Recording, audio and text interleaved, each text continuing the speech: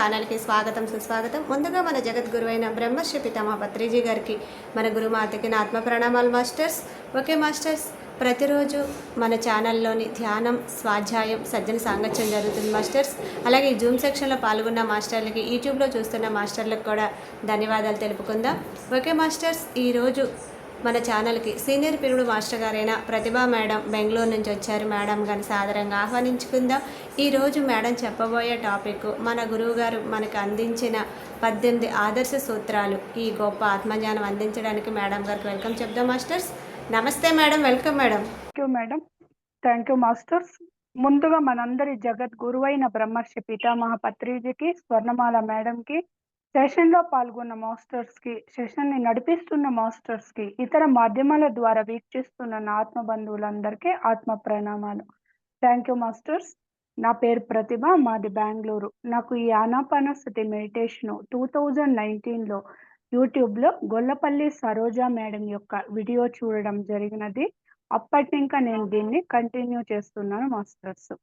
ఈ రోజు నేను మీతో పంచుకోబోయే ఆత్మజ్ఞాన సందేశము పత్రిజీ ప్రబోధాల్లో ఒకటైన పిరమిడ్ ధ్యానుల 18 ఆదర్శ సూత్రాలు. ఇది మన పిఎస్ఎస్ఎం యొక్క మెయిన్ సిద్ధాంతాలు, సూత్రాలు అనమాట. పత్రిజీ సార్ దాదాపు 1,00,000 పుస్తకాలను చదివి దానికి తన అనుభవ జ్ఞానాన్ని కూడా జోడించి దీన్ని అందించారనమాట. ప్రతి ఒక్క పిరమిడ్ మాస్టరు ఈ 18 ఆదర్శ సూత్రాల్ని తన నిత్య జీవితంలో చక్కగా అర్థం చేసుకొని, అవగాహన చేసుకుని ఆచరణలో పెట్టినట్లయితే తమ ఆత్మ ప్రగతి మహా అద్భుతంగా ఉంటుందని తెలియజేస్తారు. ఎందుకంటే మనము మానవ అనుభవాలను పొందడానికి వచ్చిన మాధవులం. మనము సత్యలోక వాసులము. మనం పూర్ణాత్మని ఇంకా కానీ, మూల చైతన్యమని ఇంకా కానీ విడివడిన అంశాత్మలము. మనము పంచభూతాలతో కూడిన ప్రకృతి లోకం, ఉదాహరణకు భూలోకము. ఈ లోకంలో జన్మ తీసుకుంటాము. ఖనిజ, వృక్ష, జంతు, మానవ సామ్రాజ్యాలుగా ఆత్మ పరిణామ క్రమంలో ఎదుగుతూ తరువాత మానవ సామ్రాజ్యంలోకి ప్రవేశించిన ఆ జీవాత్మ ఎన్నో దశలుంటుంది. ఆత్మ పరిణామ క్రమంలో కూడా ఎన్నో జన్మల్ని తీసుకుంటుంది. శైశవాత్మ, బాలాత్మ, యువాత్మ, ప్రౌఢాత్మ, వృద్ధాత్మ, విముక్తాత్మ, చివరికి పూర్ణాత్మ.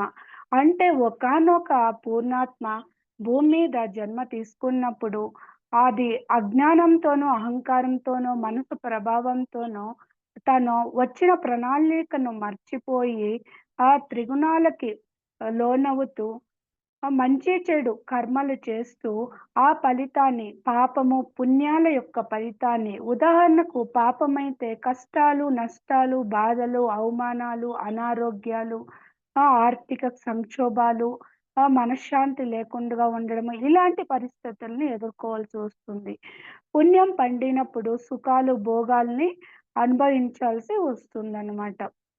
కానీ జన్మ పరంపరలో తిరుగాడుతూనే ఉంటుంది ఆ జీవాత్మ. ఆ జీవాత్మ జనన మరణ చక్రాలను ఇంకా బయటపడాలంటే సత్యం బోధపడాలి. సత్యం బోధపడాలంటే అది ధ్యానం చెయ్యాలి. ధ్యానం చేసినప్పుడే ఆత్మ జ్ఞానం వస్తుంది. ఎందుకంటే ధ్యానం ద్వారానే జ్ఞానము, జ్ఞానం ద్వారానే ముక్తి. ముక్తి అన్నా, మోక్షం అన్నా, అపవర్గం అన్నా, నిర్వాణం అన్నా, నిశ్రేయస్ అన్నా అన్ని పర్యాయ పదాలే. అంటే సమస్త దుఃఖాలను ఇంకా విడుదలవ్వడమే ముక్తి అనమాట. అంటే శారీరకంగా కానీ, మానసికంగా కానీ, బుద్ధిపరంగా కానీ, ఆత్మపరంగా కానీ మనకి ఎన్నో రుగ్మతలు ఉంటుంది. శరీరంలో అనారోగ్యం ఉంటుంది, మనసులో అశాంతత ఉంటుంది, బుద్ధిలో బుద్ధి మాంద్యం ఉంటుంది, ఆత్మలో కూడా ఎన్నో భయాలనేది ఉంటుంది. వీటన్నిటిని ఇంకా విడుదల పొందాలంటే దానికి ఉన్న ఒక్కగానొక్క మార్గము, సాధనా మార్గము ధ్యానమే అన్నమాట. ధ్యానం అంటే ప్లస్ యానము. అంటే సూక్ష్మ శరీరాది సముదాయంతో కూడిన ఆత్మ ప్రయాణం కావచ్చు, లేకపోతే బుద్ధితో కూడిన ఆత్మ ప్రయాణము. మన బుద్ధి సరిగా ఉండాలంటే కూడా ధ్యానం చేయాలి. మనం పైకి చదివే చదువులంతా కూడా భౌతిక జీవనాన్ని గడపడానికే, సుఖాల్ని, భోగాల్ని అనుభవించడానికే. కానీ ఆత్మకి ముక్తి రావాలన్నా, ఆత్మ ప్రగతి పొందాలంటే కూడా ఆత్మ జ్ఞానమే ఉండాలి. ఈ జీవాత్మ తిరిగి పూర్ణాత్మ స్థితికి చేరుకున్నంత వరకు భూమి మీద తిరుగుతూనే ఉంటుంది. జనన మరణ చక్రాలనింకా. దాన్నింకా బయటపడాలి. కాబట్టి జీవించి ఉన్నప్పుడే ఆనందంగా ఉండాలన్నా, ఆ జన్మరాహిత్య స్థితిని పొందాలన్నా, పూర్ణాత్మ స్థితికి చేరుకోవాలంటే కూడా ఆత్మజ్ఞానం ఉండాలి. కాబట్టి పత్రిస్ సారు ఈ జ్ఞానాన్ని పొందాలంటే దానికి ఉన్నగానొక్క మార్గము ధ్యాన సాధన. అది గూడా ఆనాపానసతి ధ్యాన సాధన. దాన్ని బుద్ధుడు పాళీ భాషలో అందించాడు. 2500 సంవత్సరాల క్రితము. ఆన అంటే ఉచ్ఛ్వాస, అపాన అంటే నిశ్వాస, సతి అంటే కూడుకొని ఉండడము. దాన్నే పత్రిసారు మనకి తెలుగులో శ్వాస మీద ధ్యాస అంటే సహజంగా నడిచే ఉచ్ఛ్వాస, నిశ్వాసాలను గమనించడం అని తెలియచేశారు. ఎందుకంటే మనసు ఎప్పుడు గతానికి సంబంధించిన ఆలోచనలతోనో, భవిష్యత్తుకు సంబంధించిన ఆలోచనలతోనో ఉండిపోతుంది. వర్ధమాన క్షణాన్ని కోల్పోతూ ఉంటుంది. కాబట్టి ఆలోచన రహిత స్థితి రావాలంటే కూడా శ్వాస మీద ధ్యాస పెట్టినప్పుడే, చిత్తవృత్తి నిరోధం అయినప్పుడే అంటే చిత్తం పని ఏమి? ఎప్పుడు గతంలో ఉంటుంది, లేకపోతే భవిష్యత్తుకు సంబంధించిన ఆలోచనలతో ఉంటుంది. దాన్ని నిరోధించాలంటే, ఆ చిత్తం చేసే పని నిరోధించాలంటే, శ్వాస మీద ధ్యాస పెట్టినప్పుడే, ఆలోచన రహిత స్థితి కలిగినప్పుడే, మనకి తలపై ఉన్న బ్రహ్మరంధ్రం అనేది ఓపెన్ అవుతుంది. అప్పుడే విశ్వంలో ఉన్న విశ్వమయ ప్రాణశక్తి తలపై ఉన్న బ్రహ్మరంధ్రం ద్వారా మన లోపలికి, శరీరం లోపలికి ప్రవేశిస్తుంది. అంటే మన ఆత్మకి పైకి కనిపించే భౌతిక శరీరము, స్థూల శరీరమే కాదు, ఇంకా 6 శరీరాలు. అంటే మొత్తం 7 శరీరాలనమాట. అది అన్నమయ, ప్రాణమయ, మనోమయ, విజ్ఞానమయ, ఆనందమయ, విశ్వమయ, నిర్వాణమయ అనే కోశాలు. మన అన్నమయ శరీరానికి దగ్గర విశ్వమయ, ప్రాణమయ శరీరం ఉంటుంది. ఆ ప్రాణమయ శరీరంలో దాదాపు 2,72,000 నాడులుంటుంది. పెద్దవి, చిన్నవి. ఒక చెట్టుకి వేళ్ళు ఎలా ఉంటుందో, ఆ విధంగా తల నుంచి పాదం వరకు వ్యాపించి ఉంటుంది.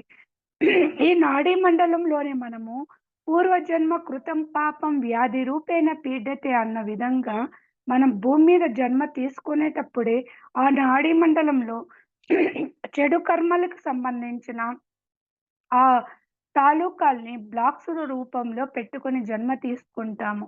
ఎక్కడైతే నాడీ మండలంలో బ్లాక్స్ ఉంటుందో దానికి దగ్గరగా ఉన్న శరీర భాగము అనారోగ్యానికి గురవుతూ ఉంటుందన్నమాట. కాబట్టి ఎప్పుడైతే మనం విశ్వశక్తిని ఆవాహనం చేసుకుంటామో, ఆ నాడీ మండలం శుద్ధి అయినప్పుడు మన శరీరపరంగా ఆరోగ్యంగా ఉంటాము. ఇంకా సాధనను పెంచుతూ పోతే కుండలిని శక్తి కూడా జాగృతమవుతుంది. మనకి కుండలిని శక్తిలో చక్రాలనేవి ఉంటుందన్నమాట. వాటిని మూలాధారము, స్వాదిష్టానము, మణిపూరకము, అనాహతము, విశుద్ధము, ఆజ్ఞ చక్రాలంటారు. చివరికి సహస్రాధార స్థితి అన్నమాట. ఈ ఆజ్ఞా చక్రం అనేది 2 కనుబొమ్మల మధ్య ఉంటుంది. దాన్ని గురుస్థానం అని, సుదర్శన చక్రం అని, థర్డ్ ఐ అని, అంజన అని అనేక పేర్లనమాట. అది విచ్చుకున్నప్పుడే సత్యం బోధపడుతుంది. ఆత్మజ్ఞానం అనేది అంకురిస్తుంది.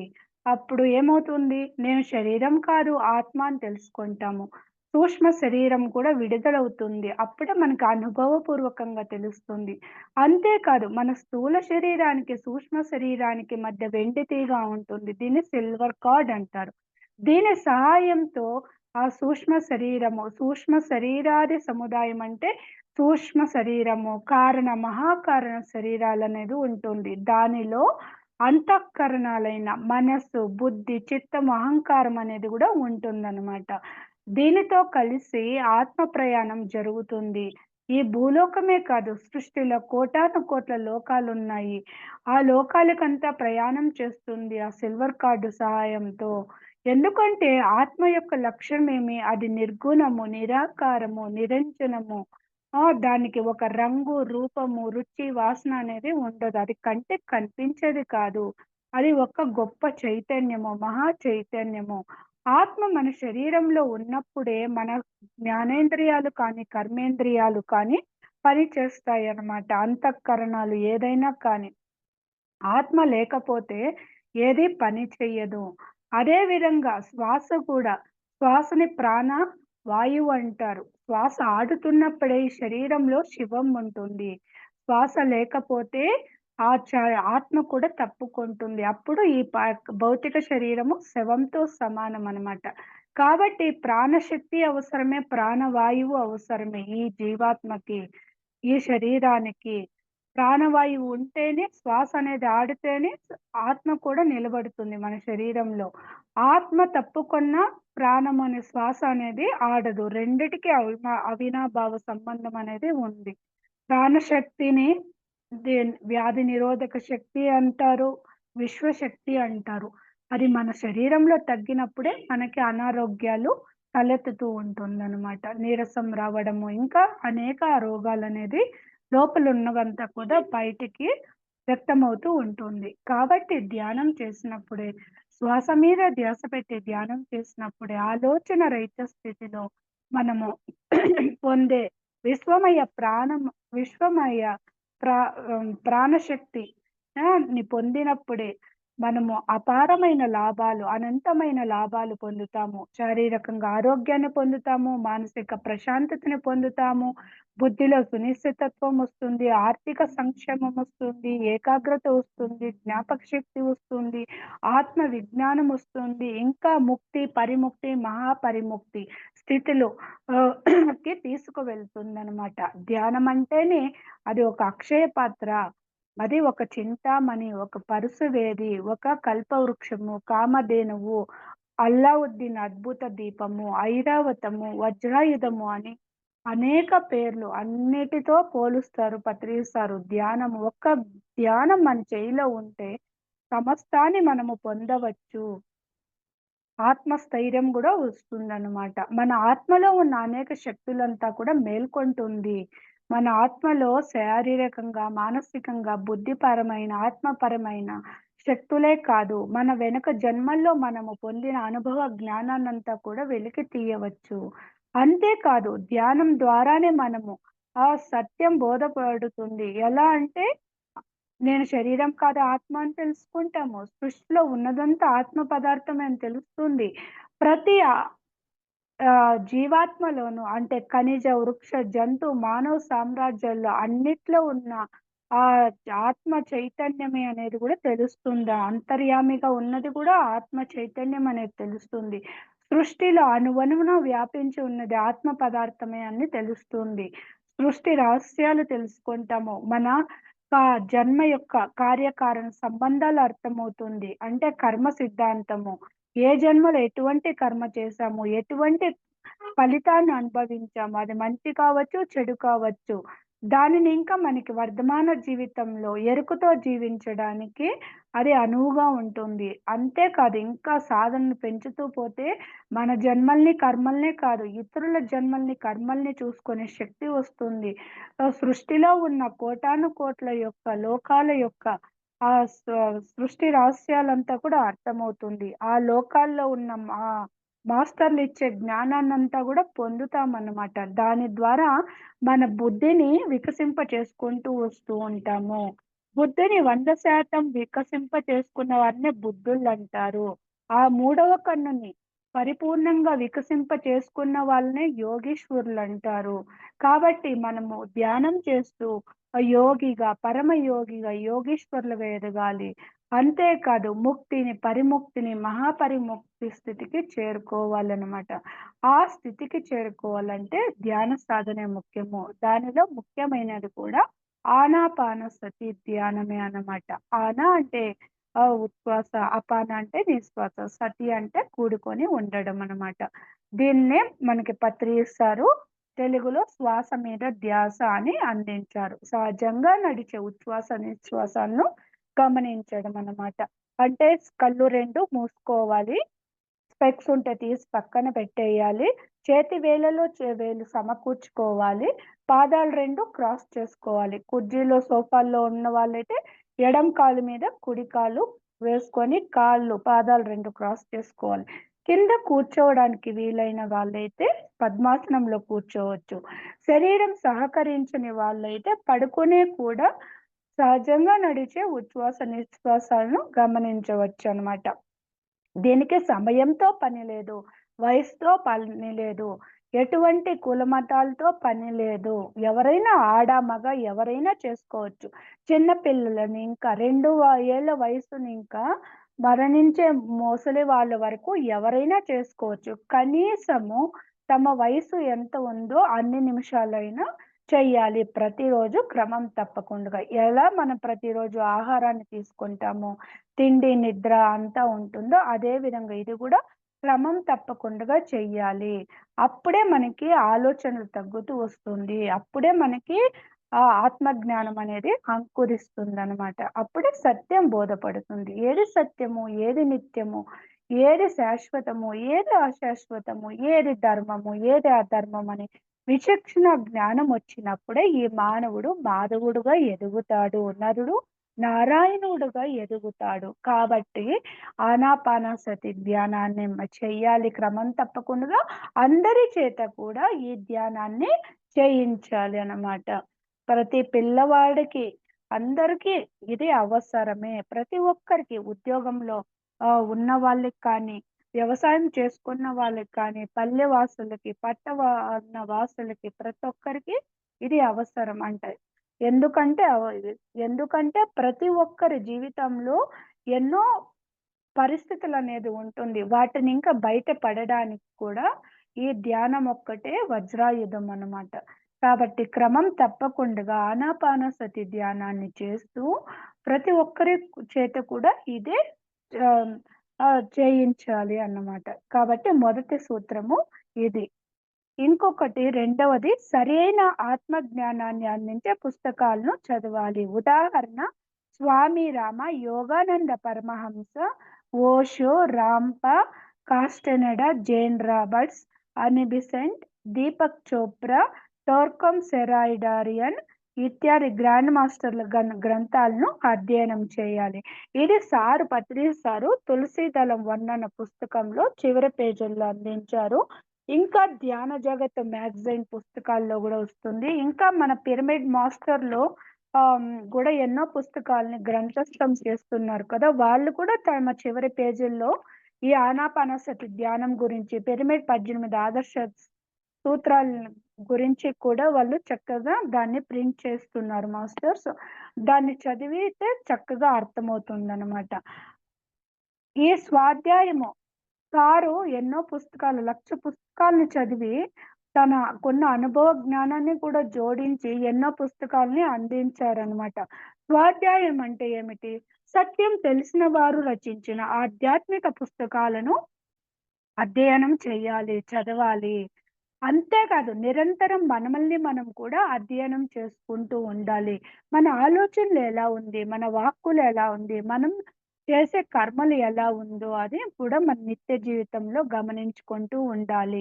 తర్వాత మనం త్రిగుణాల్ని గాని, ఆరిషడ్ వర్గాల్ని కానీ ఆధీనంలో ఉంచుకున్నామా లేదా అన్నది కూడా మనమల్ని మనమే నిరంతరము పరిశీలించుకుంటూ ఉండాలనమాట. సత్యం తెలిసిన వాళ్ళంటే ఆత్మే సత్యము, ఆత్మే నిత్యము, ఆత్మే శాశ్వతము. ఉన్నదంతా సృష్టిలో ఉన్నదంతా ఆత్మ పదార్థమే. దీనికన్నా విభిన్నంగా, ప్రత్యేకంగా, విశేషంగా ఏదీ లేదు అని తెలుసుకోవాలి. అహింస పరమో ధర్మః. హింస ప్రవృత్తి లేకుండగా తమ జీవితాన్ని అద్భుతంగా, ఆనందంగా గడపాలి. సృష్టిలో ప్రతి ఒక్క జీవి స్వేచ్ఛగా బ్రతికే హక్కు ఉందని తెలుసుకొని, ఎవరి జీవితాల్లోనూ వేలు పెట్టకుండగా, ఎవరిని హింస పెట్టకుండగా, మనసో వాచ కర్మన జీవిస్తూ ఆత్మస్థితిలో, పరమాత్మ స్థితిలో జీవిస్తూ ఉంటారు. ఒక యోగీశ్వరుల్లా, బుద్ధుల్లా, జీసస్‌లా, పత్రిజీ సార్‌లా, ఒక రాముళ్ళ, కృష్ణుళ్ళ అలాంటి వారు రచించిన ఆత్మజ్ఞాన పుస్తకాల్ని చదవాలి. అప్పుడే మన ఆత్మకు కూడా ప్రగతి అనేది ఉంటుంది. సత్యం బోధపడుతుంది. వాస్తవాల్ని అర్థం చేసుకుంటాము, అంగీకరిస్తాము. వాటిని మన నిత్య జీవితంలో ఆచరించడానికి కూడా అనువుగా ఉంటుంది. ఈ సత్యాన్ని అర్థం చేసుకొని, అవగాహన చేసుకొని తమ నిత్య జీవితంలో ఆచరిస్తూ, ఇతరుల చేత కూడా ఆచరింప చేయించే వాళ్ళని ఆచార్యులంటారు, బుద్ధుళ్ళంటారు, యోగీశ్వరులంటారు, బ్రహ్మర్షులంటారనమాట. అలాంటి పుస్తకాల్ని చదవాలి.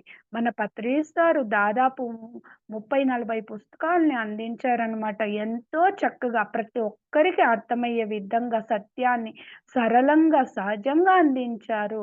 చదువుకున్న వారికి, చదువుకోని వారికి, పల్లెల్లో ఉన్న వారికి, పట్టణంలో ఉన్న వారికి, చిన్న పిల్లలకి, పెద్దవారికి అందరికీ అర్థమయ్యే విధంగా ఉండాలి.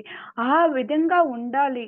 అప్పుడే వాళ్ళు అర్థం చేసుకొని ఆచరించడానికి అనువుగా ఉంటుందని ఎంతో తపనతో, ఎంతో జిజ్ఞాసతో, ఎంతో తమకున్న ఆ మేధస్సుతో అందించారనమాట. ఉదాహరణకి తులసి దళం 1 కావచ్చు, 2 కావచ్చు, ఇంకా తులసి వనం కావచ్చు, ఇంకా లాక్‌డౌన్ సమయంలో ఇచ్చిన పత్రిజీ ప్రబోధాలు మానవాళికి మేలుకొలుపు.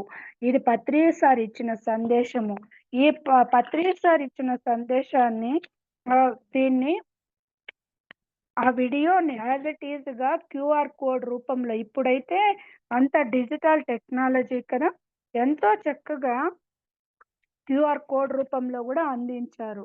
నరేంద్ర సారు, అరుణజ్యోతి మేడం పత్రిజీ ప్రబోధాలు మానవాళికి మేలుకొల్పు. ఈ జ్ఞానాన్ని అందరూ అందుకోవాలని. పత్రి సార్ ఇచ్చిన వీడియోని కూడా క్యూఆర్ కోడ్ రూపంలో అందించారు. దాన్ని స్కాన్ చేస్తే యూట్యూబ్‌లో పత్రి సార్ చెప్పింది యాజ్ ఇట్ ఈస్‌గా పత్రిజీ సార్‌ని చూస్తూ పత్రిజీ సార్ మాటల్ని వినొచ్చనమాట. దీనిలో చివరిలో ఫ్లూట్ మ్యూజిక్ కూడా ఓసారి చేయిస్తారు. కాబట్టి ఇలాంటి పుస్తకాలు. భగవద్గీత విజ్ఞాన సారము. శ్రీకృష్ణ భగవద్గీతది. పత్రిస్తారు. ఇది అసలైన సత్యము. మనము శరణాగతి పొందాల్సింది కృష్ణునికి కాదు.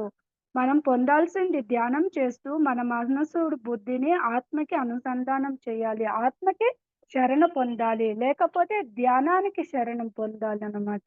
ఇంకా మన పిఎస్ఎస్ఎం యొక్క సార్ ఇది చెప్తారు స్వర్ణామృతం. ఇది గూడా లాక్‌డౌన్ టైంలోనే పత్రి మేడము అందించారనమాట. దాదాపు 100 ఎపిసోడ్‌లో.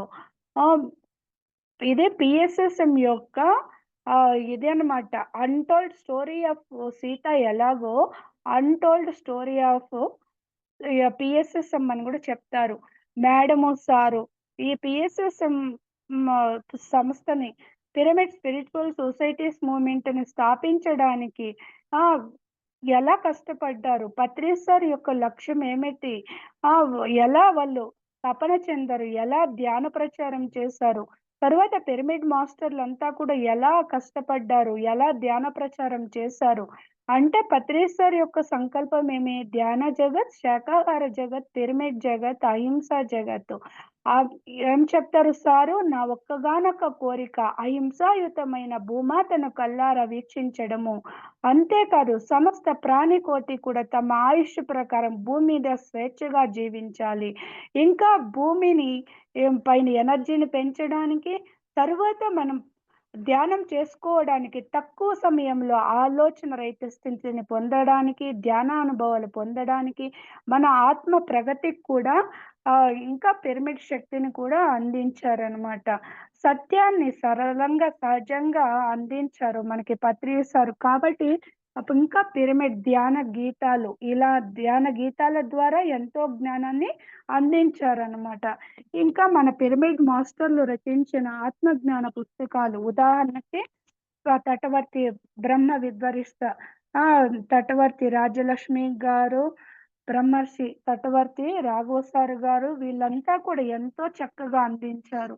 పత్రిజీ సందేశాలు జ్ఞాన నవరత్నాలు కావచ్చు, నవవిధ ధర్మాలు కావచ్చు, ఆధ్యాత్మిక శాస్త్రము 6 సిద్ధాంతాలు కావచ్చు. ఎంతో మంది గురువులు బుద్ధుడు గురించి, సోక్రటీస్ గురించి, అన్నమయ్య గురించి, యోగి వేమన గురించి, వీర బ్రహ్మేంద్ర స్వామి గురించి ఇలాంటి వారి జ్ఞానాన్నంతా కూడా చక్కగా అందించారు. ఇంకా జక్కా రావు గారు వాళ్ళు వాళ్ళ మేడము పద్మావతి గారు, లలిత సహస్రనామాన్ని ఇదంతా కూడా ధ్యానానికి అన్వయించి చెప్పారు. ఏ గురువు చెప్పినా శ్వాస మీద ధ్యాస పెట్టి ధ్యానం చెయ్యండి అని చెప్తారనమాట. పత్రి సార్ అయితే మీ శ్వాసే మీ గురువు అని చెప్తారనమాట. శ్వాస అనే గురువు దగ్గర మనసు అనే శిష్యుణ్ణి కూర్చోపెట్టి మనం సాధన చేసినప్పుడు ఆ ఆలోచన రహిత స్థితిలో విశ్వమయ ప్రాణశక్తి ద్వారా పొందే అపారమైన మహిమలే గురుకృప అని చెప్తారు. కాబట్టి మనము ఆత్మ ప్రగతికి ఇలాంటి ఆధ్యాత్మిక జ్ఞాన పుస్తకాల్ని చదవాలి.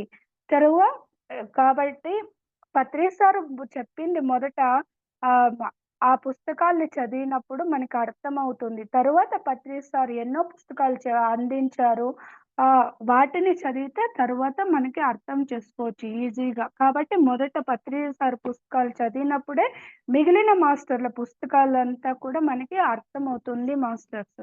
కాబట్టి స్వాధ్యాయం కింద ఇలాంటి పుస్తకాలు ఇంకా మంత్లీ మ్యాగజైన్స్ 'ధ్యాన జగత్తు' తెలుగులో, తర్వాత కన్నడంలో అయితే 'ధ్యాన కస్తూరి', తమిళంలో అయితే 'ధ్యాన ప్రభంజనము', హిందీలో అయితే 'ధ్యాన ప్రపంచము', ఇంకా ఇంగ్లీష్‌లో అయితే 'స్పిరిచువల్ ఇండియా', 'స్పిరిచువల్ సైన్సు' ఇవంతా కూడా మన ఆత్మ ప్రగతికి తోడ్పడేవి. ఎంతోమంది గురువుల జ్ఞానం ఉంటుంది.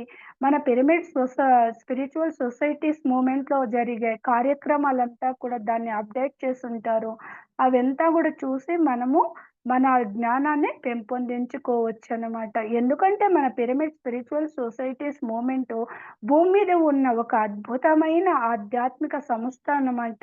సత్యాన్ని సరళంగా బోధించడానికి ఏర్పడిన సంస్థ. మన పత్రి సార్ భూమి మీదకి వచ్చిందే దానికే. సత్యాన్ని స్పష్టంగా, సరళంగా తెలియచేయాలి. మానవులంతా కూడా అజ్ఞానంతో ఉన్నారు. అజ్ఞానం ఇంకా బయటపడాలంటే ప్రతి ఒక్కరు కూడా ఆత్మ జ్ఞానాన్ని పొందాలి. దానికి ఉన్న ఒక్కగానొక్క మార్గము ధ్యానమే. కాబట్టి ధ్యానం ద్వారా ఇంకా స్వాధ్యాయము, సజ్జన సాంగత్యము ఇదంతా త్రిరత్నాలు. నిత్య జీవితంలో ఎవరైతే ఈ మూడింటిని క్రమం తప్పకుండా ఆచరిస్తూ ఉంటారో, వాళ్ళు తిరిగి వాళ్ళ మనసు అజ్ఞానానికి, అహంకారానికి లోనవ్వకుండగా, స్వార్థానికి లోనవ్వకుండగా ఉంటారు. అప్పుడే వాళ్ళు జనన మరణ చక్రాలనింక బయటపడుతారు. అప్పుడే వాళ్ళు మానవుడుగా జీవిస్తారు. భూమిపైన సామాన్య వ్యక్తిగా ఉన్నా కూడా మానవుడుగా జీవించడానికి అవకాశం ఉంటుందనమాట. మన పత్రి సార్ అదే విధంగా సామాన్య మానవుల్లాగా కానీ పైకి కనిపించినా కూడా లోపల యొక్క తత్వం, ఆత్మతత్వం అంతా కూడా ఒక మాధవుల్లాగానే, ఒక కరుణ, మహా కరుణ అన్నమాట. ఒక తల్లిలా, ఒక తండ్రిలా, ఒక దైవంలా, ఒక మిత్రుల్లా ఎవరితో ఎలా, ఏ సమయంలో ఎలా మెలగాలి అన్న దానికి కూడా చక్కటి ఉదాహరణ, నిదర్శనం మన పత్రిస్తారు. స్వాధ్యాయం చేసినప్పుడు ఆ గురువుల ఎనర్జీతో కనెక్ట్ అవుతాము. మన బుద్ధి కూడా వికసిస్తుంది. మనకి ఎన్నో ప్రశ్నలుంటుంది. ఆ ప్రశ్నలన్నిటికి కూడా సమాధానాలు దొరుకుతుంది. అంతేకాదు మన విజ్ఞానమయ కోశంలో ఉన్న బ్లాక్స్‌లో అంతా కూడా పోతుంది.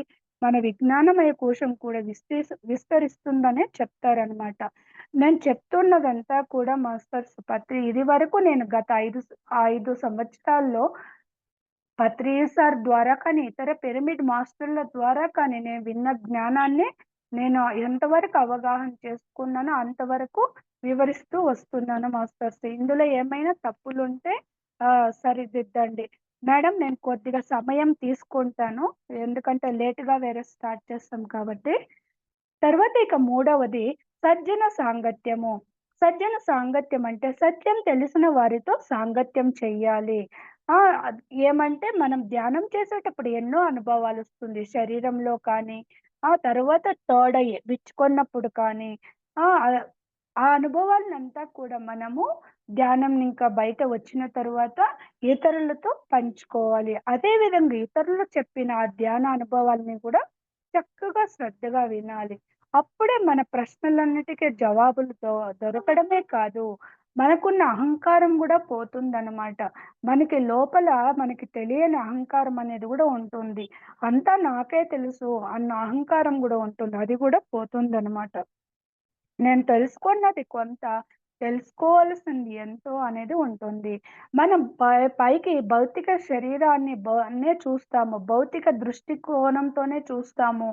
అక్కడ వయస్సుతో పని లేదు, శరీరంతో పని లేదు. వాళ్ళ లోపల ఉన్న ఆత్మని చూడాలి. వాళ్ళ ఆత్మ ఎన్నో జన్మల్ని తీసుకొని ఉంటుంది. అది వృద్ధాత్మ అయ్యుండొచ్చు, విముక్తాత్మ అయ్యుండొచ్చు. ఒక బుద్ధుడే గూడా అయ్యుండొచ్చు. లోపల ఎంతో అనంతమైన జ్ఞానం ఉంటుంది. కాబట్టి సజ్జనులతో సహవాసం చేయాలి. వాళ్ళ అనుభవాల్ని వినాలి. సజ్జనులంటే ఎవరు? సత్యం తెలుసుకున్న వాళ్ళు. కానీ మంచి వాళ్ళు ఉంటారు. అహింసలో ఉన్నవాళ్ళు ఉంటారు. ఇతరులకి సేవ చేసేవాళ్ళు ఉంటారు. దాన ధర్మాలు చేసేవాళ్ళు ఉంటారు. కానీ సత్యం తెలుసుకున్న వారిని సజ్జనులు అంటారు.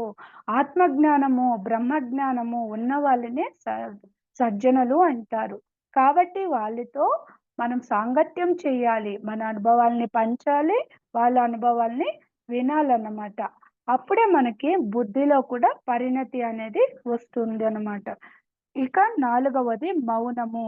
మౌనము అంటే మనము వీలైనంత వరకు మౌనాన్ని అలవర్చుకోవడము. అనవసరంగా ప్రాపంచిక మాటలు సంపూర్ణంగా నిషిద్ధము. మనం అనవసరంగా మాట్లాడుతూ ఉంటాము టైమ్ పాస్‌కని, కాలక్షేపం చేస్తూ ఉంటాము. అలా చేయకూడదు. అంతేకాదు అన అంతర్మౌనం గూడా ఇంపార్టెంటు. పైకి పెదాలు విప్పి మాట్లాడకపోయవచ్చు. మనం ఆలోచనలు గూడా లోపల జరుగుతూ ఉంటుంది. నడుస్తూ ఉంటుంది. వాటిని గూడా ఆపేయాలి. దానిది గూడా అది కూడా ధ్యానం ద్వారానే సాధ్యమవుతుంది. అనవసరంగా మాట్లాడడం వల్ల వాక్ శక్తిని కోల్పోతాము. తరువాత మనం మాట్లాడుతూ ఉన్నప్పుడు ఎన్నో దోషాలు, ఎన్నో పదాలు సరికానివంతా కూడా ఉచ్చరిస్తూ వస్తూ ఉంటాము. దాన్ని ఇంకా మన ఆత్మశక్తిని కోల్పోతూ ఉంటాము. ఇదివరకే కూడగట్టుకున్న ఆత్మశక్తి అంతా కోల్పోతామన్నమాట. ఒక కుండకి చిల్లు పడిన కుండలో ఎంత నీరు పోసినా వృధా అయిపోతుందో అలా వృధా అయిపోతుంది. అంతేకాదు అనవసరంగా మాట్లాడడం వల్ల కూడా ఎన్నో సమస్యలనేది ఎదుర్కోవాల్సి వస్తుంది. కాబట్టి అనవసరంగా మాట్లాడకూడదు. ప్రాపంచిక మాటలైతే పూర్తిగా నిషేధించాలి. అయినంత మౌనంగా ఉండాలి. బాహ్య మౌనమే కాదు అంతర్మౌనమని కూడా పాటించాలన్నమాట. ఇక 5వది పౌర్ణమి ధ్యానం తప్పనిసరి. ముఖ్యంగా సామూహికంగా పౌర్ణమి సమయంలో ధ్యానం చేయాలి. ఎందుకంటే పౌర్ణమి సమయంలో చంద్రుడు భూమికి దగ్గరగా ఉంటాడు కాబట్టి మూడింతల శక్తి అనేది వస్తుందనమాట. ఆ విశ్వమయ ప్రాణశక్తిని. అప్పుడు తక్కువ సమయంలో మనకి ధ్యానం అనేది చక్కగా కుదురుతుంది. ఎన్నో అనుభవాల్ని పొందవచ్చు. ఆ చంద్రుడిని చూస్తే ఆ ప్రకృతిలో ఎన్ ఎంతో మనసు గూడా ఎంతో ఉల్లాసంగా ఉంటుందనమాట. కాబట్టి పౌర్ణమి సమయంలో అందరూ తప్పనిసరిగా ధ్యానం చేయాలి. ఇంకా ముఖ్యంగా సామూహికంగా అందరితో కలిసి ధ్యానం చేయాలి. అప్పుడు మూడింతల శక్తిని పొందవచ్చు. పిరమిడ్‌లో కానీ, పౌర్ణమి టైంలో కానీ, సామూహికంగా కానీ, ప్రకృతిలో కానీ, యోగుల సమాధుల వద్దంతా కూడా మూడింతల శక్తి ఉంటుందని పత్రి సారు చెప్తారు. ఇంకా ప్రకృతిలో ధ్యానం చేసినప్పుడు ఇంకా మనసు హాయిగా, ప్రశాంతంగా ఉంటుందనమాట. ఆ మూడింతల శక్తిని గూడా పొందవచ్చు. సామూహికంగా చెయ్యాలనమాట. ధ్యానం పౌర్ణమి రోజే కాదు, పౌర్ణమికి ముందర 3 రోజులు, పౌర్ణమి తరువాత కూడా 3 రోజులు ఆ ఎనర్జీ అనేది ఉంటుంది. దాన్ని మనం చక్కగా ఉపయోగించుకోవాలి. మనకి ఆహ్, ఆహ్, సొంత ఇల్లు ఉన్నవాళ్ళైతే అవకాశం ఉన్నవాళ్ళు మన మిద్దెల పైన గూడా వెళ్లి కూర్చొని చేసుకోవచ్చనమాట.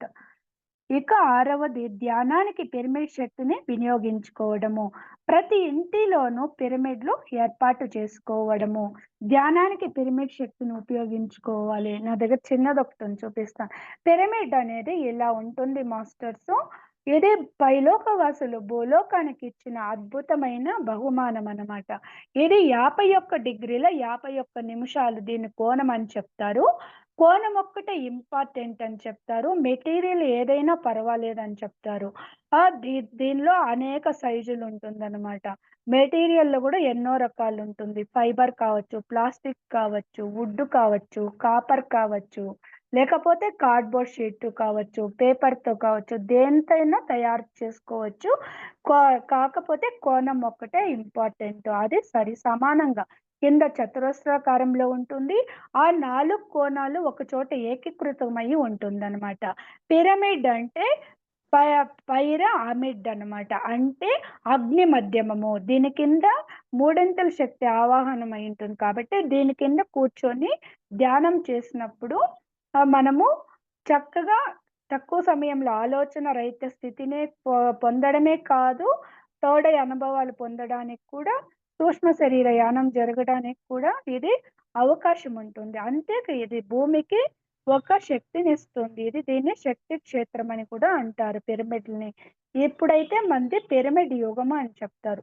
ప్రతి ఒక్కరు ఇంటి పైన కానీ, ఊర్లో, పట్టణాల్లో అంతా కూడా భూమండలం అంతా కూడా మనము పిరమిడ్‌ని నెలకొల్పాల్సి వస్తుంది.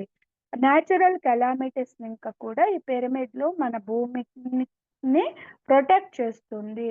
ఉదాహరణకు అగ్నిపర్వతాలు, భూకంపాలు, సునామీలు, వాల్కనోన్స్, వరదలు ఇంకా కూడా.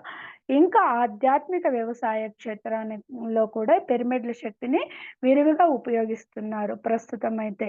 దీని కింద విత్తనాలు పెట్టి దాన్ని భూమిలో పాతినప్పుడు అది చక్కగా మొలకెత్తి బాగా బలిష్టంగా వస్తుంది. ఆ ఎనర్జీని తీసుకోవడం వల్ల. ఇంకా మన ఇంటిలో అయితే ఆహార పదార్థాల మీద, వాటర్ ట్యాంకుల మీద మనం చదువుకునే టేబుల్ల దగ్గరంతా పెట్టుకోవచ్చు. తర్వాత పిల్లలైతే చదువుతున్నప్పుడు, ధ్యానం చేస్తున్నప్పుడు పిల్లవాళ్ళు కానీ, పెద్దవాళ్ళు కానీ అందరూ పిరమిడ్ క్యాప్‌లనేది వస్తుంది. దాన్ని పెట్టుకొని ధ్యానం చేయడం వల్ల చక్కగా ధ్యాన స్థితికి వెళ్ళవచ్చు తక్కువ సమయంలో. ఇంకా జ్ఞాపక శక్తిని పెంచుతుంది. ఏకాగ్రతను గూడా పెంచుతుందనమాట. మన ఇంటిలో కూడా ఒక పాజిటివ్ వైబ్రేషన్‌ని ఇస్తుంది. కాబట్టి ప్రతి ఒక్కరు అవకాశం ఉన్నవాళ్ళు, స్థలం ఉన్న వాళ్ళైతే భూమి పైన ఇంకా రూఫ్ టాప్ పిరమిడ్‌లని ఇంకా అవకాశం లేని వాళ్ళైతే కూడా మనకి పిరమిడ్‌లని అనేక సైజుల్లో తయారు చేస్తూ ఉంటారు. పిరమిడ్‌లు తయారు చేసే ఇంజినీర్‌లే ఉన్నారు. వాళ్ళంతా గూడా కుర్చీలో కూర్చొని చేసుకునే బెడ్‌లకి తెచ్చి అమర్చే అలా రకరకాలుగా ఇస్తూ ఉంటారనమాట. మనం దాన్ని చక్కగా వినియోగించుకోవాలి. ఇది ఒక అద్భుతమైన పాజిటివ్ వైబ్రేషన్‌ని కలిగిస్తుందనమాట. మన భూమండలానికే కాదు, మన ఇంటికి కూడా. మనకు కూడా అది అద్భుతంగా శక్తినిస్తుంది. ఇది సిరియన్ లోక నక్షత్ర లోక వాసులు మనకి భూలోకానికి అందించిన ఒక అద్భుతమైన ఎనర్జిటిక్ అన్నమాట.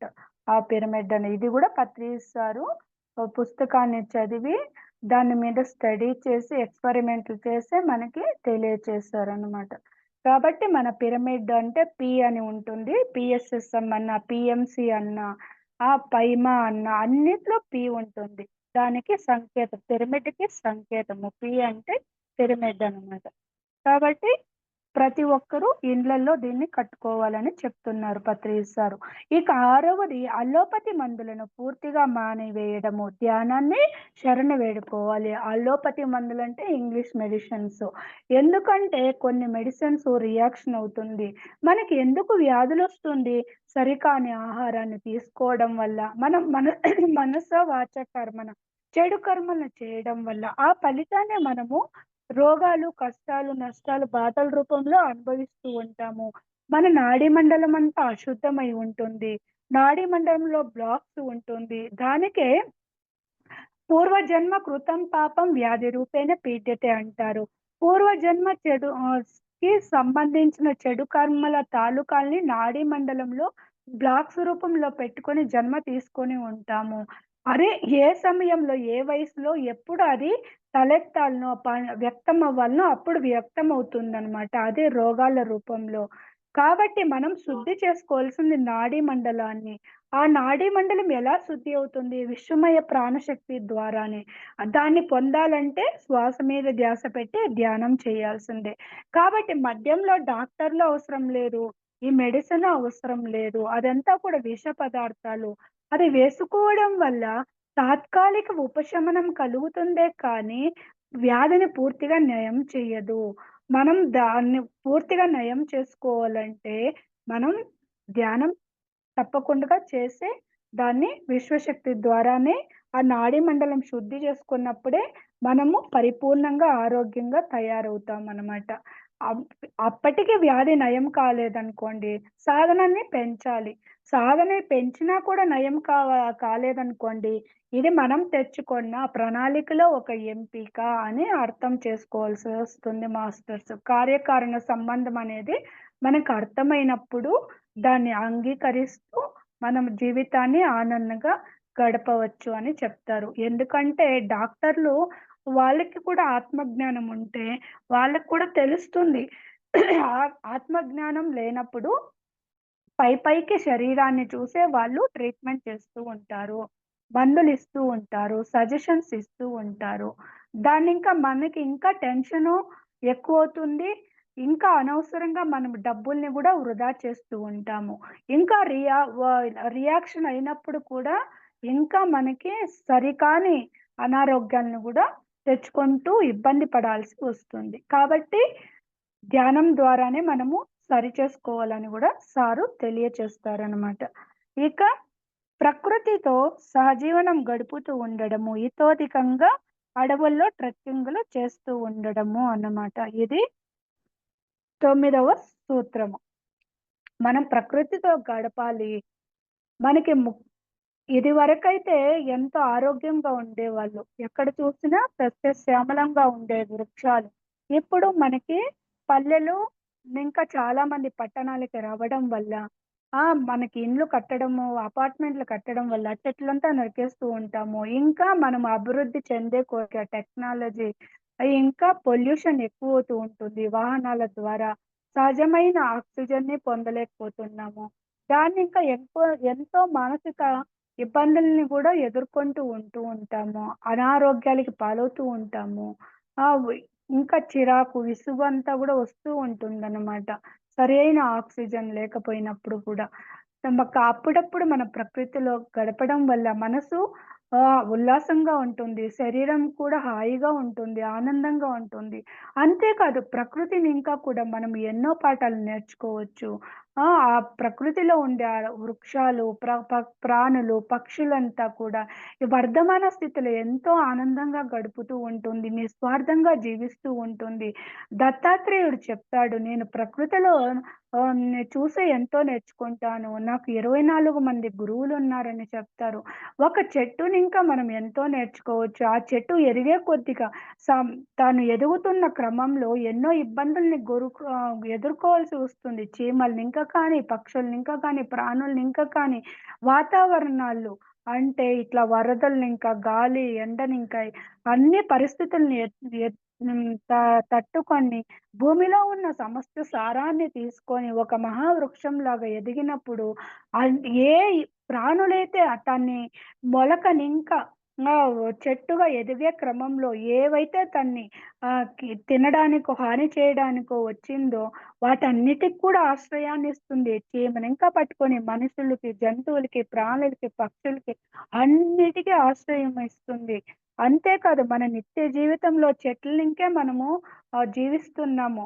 తినడం కానీ, పడుకోవడం కానీ, ఇండ్లు కట్టుకోవడం కానీ, చివరికి మనము శ్మశానానికి వెళ్ళేటప్పుడు గూడా తయారు చేసే ఆ పాడిని గూడా కర్రలతోనే తయారు చేస్తారు. కాబట్టి వాటిని అనవసరంగా మనము ధ్వంసం చెయ్యకూడదు. వాటిని ఇంకా నదులు ప్రవహిస్తూ ఉంటుంది. తన నీళ్ళని తను తాగదు. ఇతరులకి ఇవ్వడానికే ఉంటుంది. తాగడానికి, పంట పొలాలకి ఉపయోగిస్తాము. చెట్టు గూడా దాన్నింకా ఎన్నో ఫలాల్ని, ఆకుల్ని, వృక్షాల్ని, బెరడుని, గింజలు అన్నిటిని తీసుకుంటాం. కాబట్టి మనం కూడా మన దగ్గర తన్ మన్ ధన్ ఏదుందో అది మనస, వాచ, కర్మన త్రికరణ శుద్ధిగా మనం ఇస్తూ ఉండాలి. ప్రకృతి ఎలా మనకిస్తుందో మనం కూడా ఇతరులకు ఇవ్వాలి. అప్పుడే బ్యాలెన్స్ అనేదవుతుంది సృష్టిలో. బ్యాలెన్స్ తప్పినప్పుడే ఈ ప్రకృతి కూడా విలయతాండవం చేస్తుంది. మనం ఏమనుకుంటాము, తీసుకోవడం నా హక్కు, ఇవ్వడం నా ధర్మం కాదు అనుకుంటాము. నా బాధ్యత కాదు అనుకుంటాము. అది సరికాదు అనే చెప్తారు పత్రి సారు. నువ్వు ఎంత పొందుతావో ఆహ్, దానికి తిరిగి బదులివ్వాలి ప్రకృతికి కానీ, ఇతరులకు కానీ. ఇది సృష్టి ధర్మం ఏమంటే, సృష్టి సత్యం ఏమంటే, నువ్వు నువ్వు నీకు ఏది కావాలో అది నువ్వు ఫస్ట్ ఇవ్వాలి. సృష్టికివ్వాలి, ఇతరులకివ్వాలి. అప్పుడే అది రెట్టింపై నీ దగ్గరికి వస్తుంది. ఇది సృష్టి నియమము అని చెప్తారనమాట. ప్రతి ఒక్కరూ జీవితంలో ఈ సూత్రాన్ని అలవర్చుకోవాలనే చెప్తారు. అప్పుడే హాయిగా, ఆనందంగా ఉంటాము.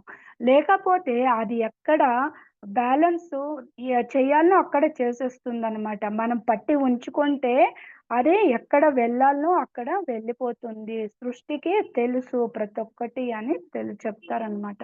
కాబట్టి ప్రకృతిని ఇంకా కూడా నేర్చుకోవాలి. ప్రకృతిలో గడపాలి. ప్రకృతిని ఇంకా శక్తిని పొందాలి. ఆన ఆహ్, ఆహ్, ఆ దృశ్యాన్ని ఎంజాయ్ చేయాలి. ఎందుకంటే మనకి విషయానందము కావాలి, భజనానందము కావాలి, బ్రహ్మానందము కావాలి. మనం భూమి మీద భౌతిక శరీరాన్ని పొందాము కాబట్టి వినోదాలు కావాలి. బుద్ధికి కూడా ఆత్మజ్ఞానం కావాలి, బ్రహ్మజ్ఞానం కావాలి. ఆత్మకు కూడా జ్ఞానం కావాలి, ఆత్మజ్ఞానం కావాలి. బుద్ధికి ప్రాపంచిక జ్ఞానమే కాదు, ఆత్మజ్ఞానం కూడా కావాలన్నమాట. అన్నీ సరి సమానంగా ఉన్నప్పుడే హాయిగా, ఆనందంగా జీవించడానికి అవకాశం ఉంటుంది. ఇక ఇక్కడొకటి కోడిగుడ్లతో సహా మాంసాహారాన్ని విసర్జించాలి. చాలామంది ఏం చెప్తారంటే గుడ్డు మాంసాహారం కాదని తీసుకుంటూ ఉంటారు. కాదు మాస్టర్స్. జంతువుల్ని ఇంకా, పక్షుల్ని ఇంకా, ప్రాణుల్ని ఇంకా ఏది వచ్చేదైనా అది మాంసాహారమే. శాకాహారం అంటే వృక్షాల ఇంకా వచ్చేది మాత్రమే శాకాహారమే. చాలామంది గుడ్లని కేకుల్లో వేస్తూ ఉంటారు. ఇంకా చాలా కంపెనీల్లో కూడా షాంపూల్లో వేస్తూ ఉంటారు ఎగ్ వైట్ అని. సోపులు, షాంపూలు అంతా వేస్తూ ఉంటారు. ఇప్పుడైతే ప్రకృతి వ్యవసాయం అంటారు. కానీ ఆహ్, ఆ షైనింగ్ రావడానికి చాలామంది నేను ఒక చోట విన్నాను. మిద్దె తోటలు పెంచుతూ ఉంటారు. ఆ షైనింగ్‌గా రావాలని ఆ ఎగ్ వైట్‌ని గూడా స్ప్రే చేస్తూ ఉంటారనమాట వాటర్‌లో కలిపి. ఇదంతా సరికాదు మాస్టర్స్. కోడిగుడ్డనేది మన స్త్రీలకి బహిష్టు, పీరియడ్స్ ఎలాగో కోడికి అలాగా అని చెప్తారు. వ్యర్థమైన సరికాని బ్లడ్ మనకి స్త్రీలకి వచ్చేస్తూ ఉంటుంది నెలసరిలో. అదే విధంగా కోడిలో వస్తుందనమాట. దానిలోనే అండం అనేది ఉంటుంది. ఆ కోడి కింద ఎగ్గు పెట్టినప్పుడు ప్రస్తుత కాలంలో అయితే కరెంట్‌ని ఇంకా పెడుతూ ఉంటారు మిషన్‌ల ద్వారా.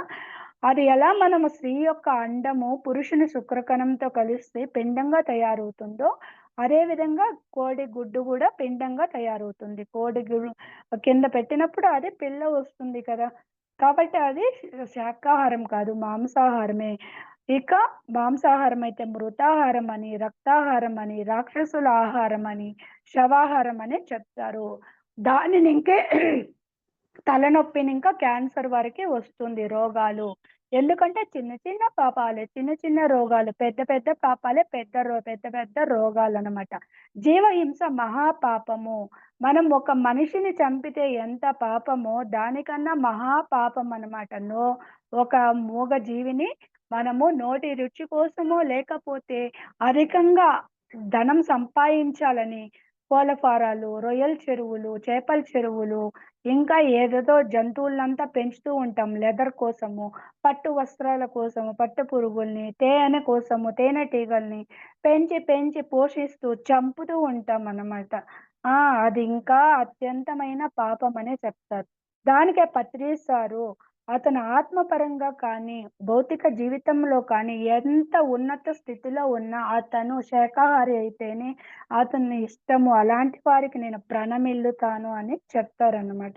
కాబట్టి దీన్ని బట్టి చూస్తే అది ఎంత పాపము మాంసాహారం తీసుకోవడం అనేది అర్థమవుతుంది. అంతేకాదు దీనిలో పెంచే వారికి, చంపే వారికి, వండే వారికి, వడ్డించే వారికి, డబ్బులిచ్చి కొనే వారికి, తినే వారికి, తినిపించే వారికి తినండి బలమొస్తుంది అని చెప్తారు. ఇంట్లో పెద్దలు కానీ, పేరెంట్స్ కానీ, ఫ్రెండ్స్ కానీ, డాక్టర్లు కానీ అదంతా కూడా వాళ్ళకంతా కూడా కర్మలో భాగమే అనే చెప్తారనమాట. కాబట్టి ఆహ్, మనం అహింస పరమో ధర్మః అని చెప్తారు. 8 రకాల పుష్పాల్లో ప్రథమ పుష్పం అహింసే అని చెప్తారు.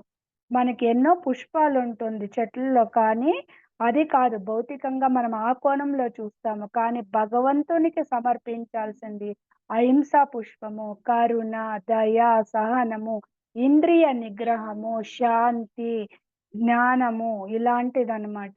పుష్పాలు అన్నిట్లో గూడా ప్రథమ పుష్పం అహింస అనే చెప్తారు. కాబట్టి అహింసే పరమమైన ధర్మం అని చెప్తారు. కాబట్టి ఇంకా నిల్వ ఉన్న పదార్థాలు తీసుకోకూడదు. ఫ్రిడ్జ్‌లో పెట్టింది తీసుకోకూడదు.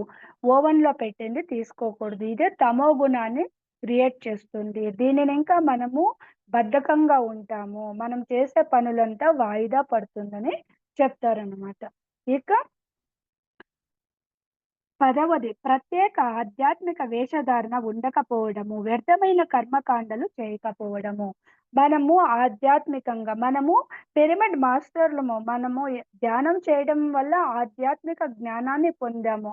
అంతేకాదు మన పిరమిడ్ స్పిరిచువల్ సొసైటీస్ మూవ్‌మెంట్‌లో ఎటువంటి ప్రత్యేక వేషధారణ లేదు.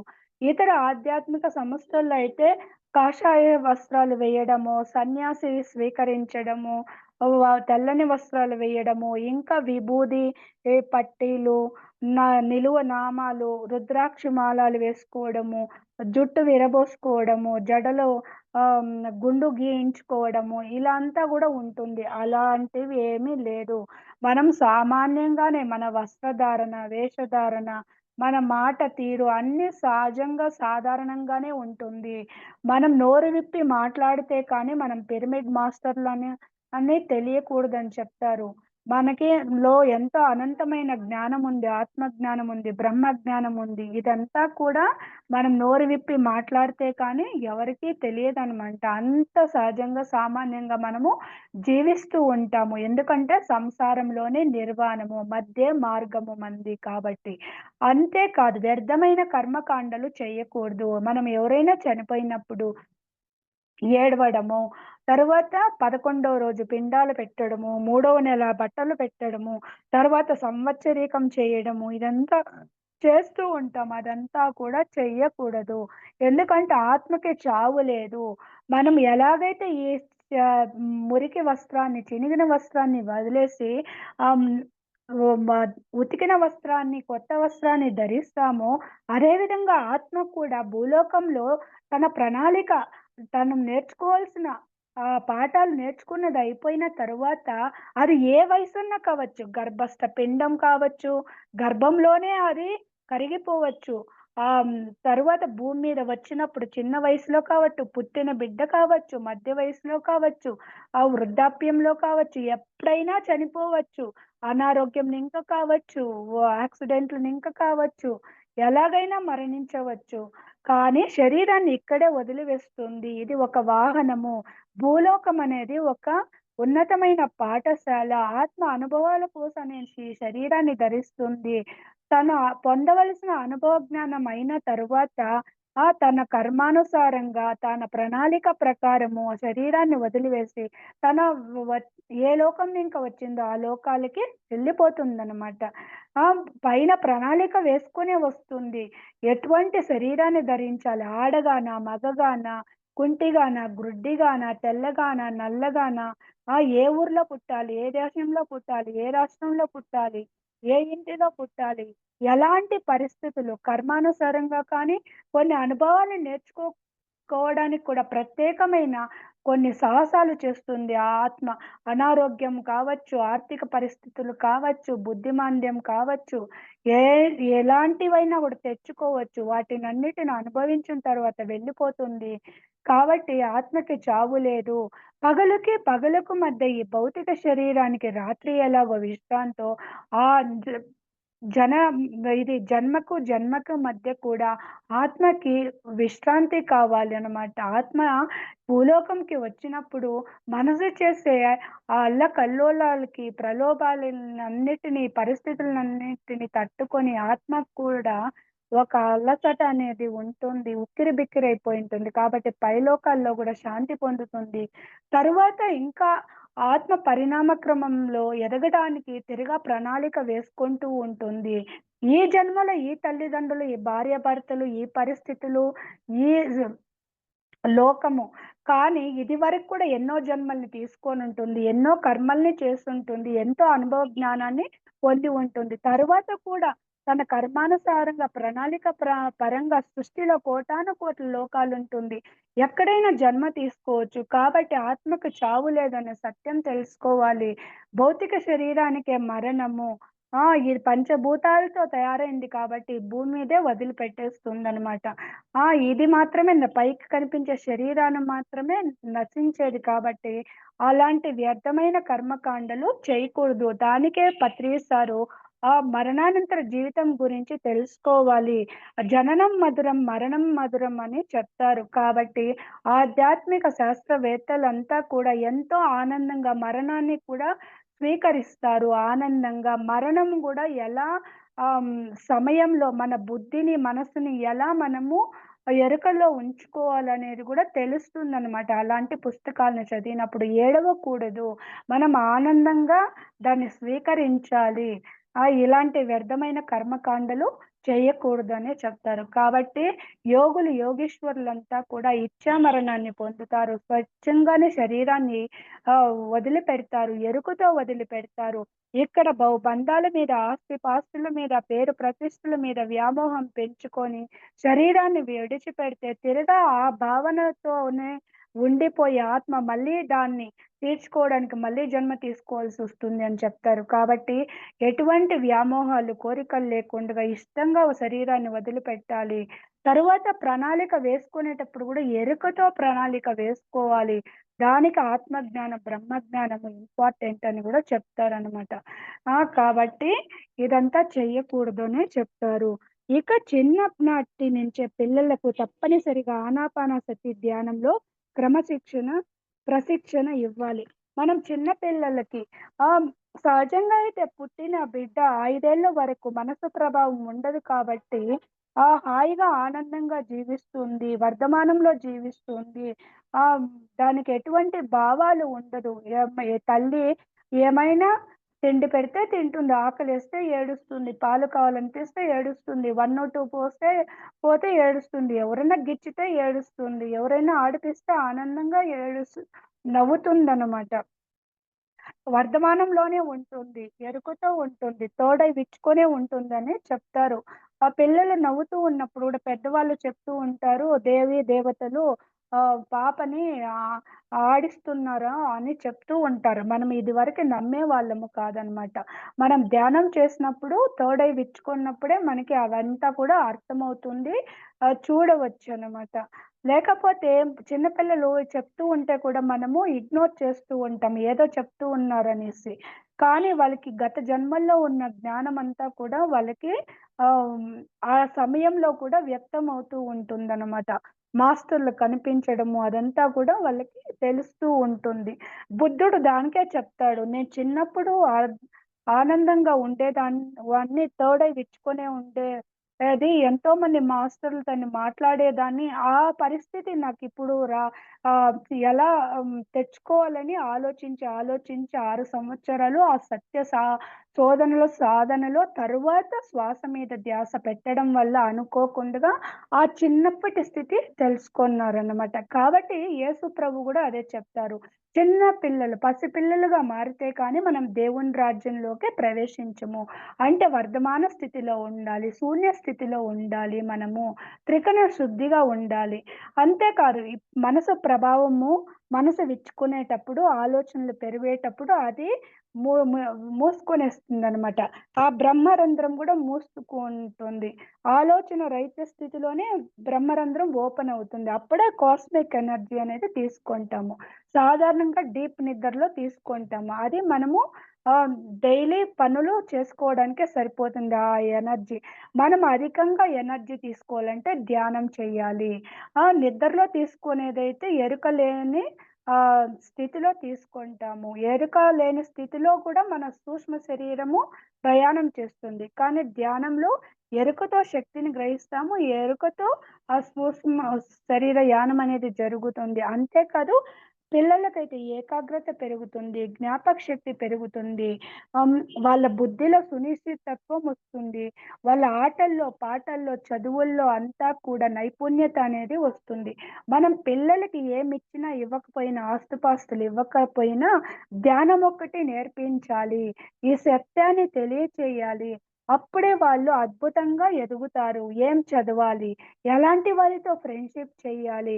ఎలాంటి ఆహారాన్ని తినాలి? అదంతా కూడా వాళ్ళే చూసుకుంటారనమాట. మన అభిప్రాయాల్ని పిల్లల మీద రుద్దకూడదు. నువ్వు ఇలాంటి డ్రెస్ వేయాలి, ఇలాంటి ఆహారాన్ని తినాలి, ఇలాంటి చదివే చదవాలి, ఇలాంటి వారితోనే ఫ్రెండ్‌షిప్ చేయాలి. అదంతా కూడా మన అభిప్రాయాల్ని రుద్దకూడదు. ఎందుకంటే చిన్న పిల్లలు వాళ్ళ వయసులో చిన్న పిల్లవాళ్ళు కావచ్చు. వాళ్ళు గూడా వృద్ధాత్మలు. మనకన్నా భూమిని హ్మ్, ముందుగానే చూసి అంటే ముందుగానే ఎన్నో జన్మలు తీసుకొని ఉంటారు. మనకన్నా ఎక్కువ జన్మలు. వాళ్ళు ధ్యానం చెయ్యకపోవచ్చు. కానీ వాళ్ళు కూడా అడ్వాన్స్ సోల్సే అని చెప్తారు. ఒక వయసు వచ్చేంత వరకే వాళ్ళు మన పిల్లలు. ఆ! ఆ గ చిన్న గడ్డాలొచ్చిన తర్వాత వాళ్ళు మన పిల్లలు కాదు. వాళ్ళతో ఫ్రెండ్లీగా ఉండాలి. మనం ఒక ఇన్ఫర్మేషన్ మాత్రమే ఇవ్వాలి. మన అభిప్రాయాల్ని బలవంతంగా రుద్దకూడదు. వాళ్ళ స్వేచ్ఛకి వాళ్ళని వదిలేయాలి. అన్నిట్లో వాళ్ళకి స్వేచ్ఛనివ్వాలి. మనము వాళ్ళకి స్వేచ్ఛనిచ్చినప్పుడే వాళ్ళు ఇంకా వాళ్ళ లోపల ఉన్న క్రియేటివిటీ, వాళ్ళ లోపల జన్మల్లో ఇంకా ఎంతో జ్ఞానముంది. దాన్నంతా కూడా బయటికి వ్యక్తం చేయడానికి సాధ్యపడుతుంది. చూడండి, చిన్న పిల్లలు ఎంతో చక్కగా భగవద్గీత శ్లోకాలు చేస్తారు. మనకని ఎంతో చక్కగా ఆ ల్యాప్‌టాప్‌ని కానీ, మొబైల్‌ని కానీ ఎంతో చక్కగా యూజ్ చేస్తారు. అద్భుతాల్ని సృష్టిస్తూ ఉంటారు.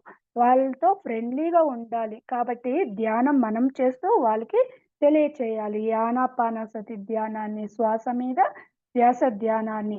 తర్వాత మనం శాకాహారులుగా ఉంటూ వాళ్ళకి కూడా శాకాహారాన్ని పెట్టాలన్నమాట.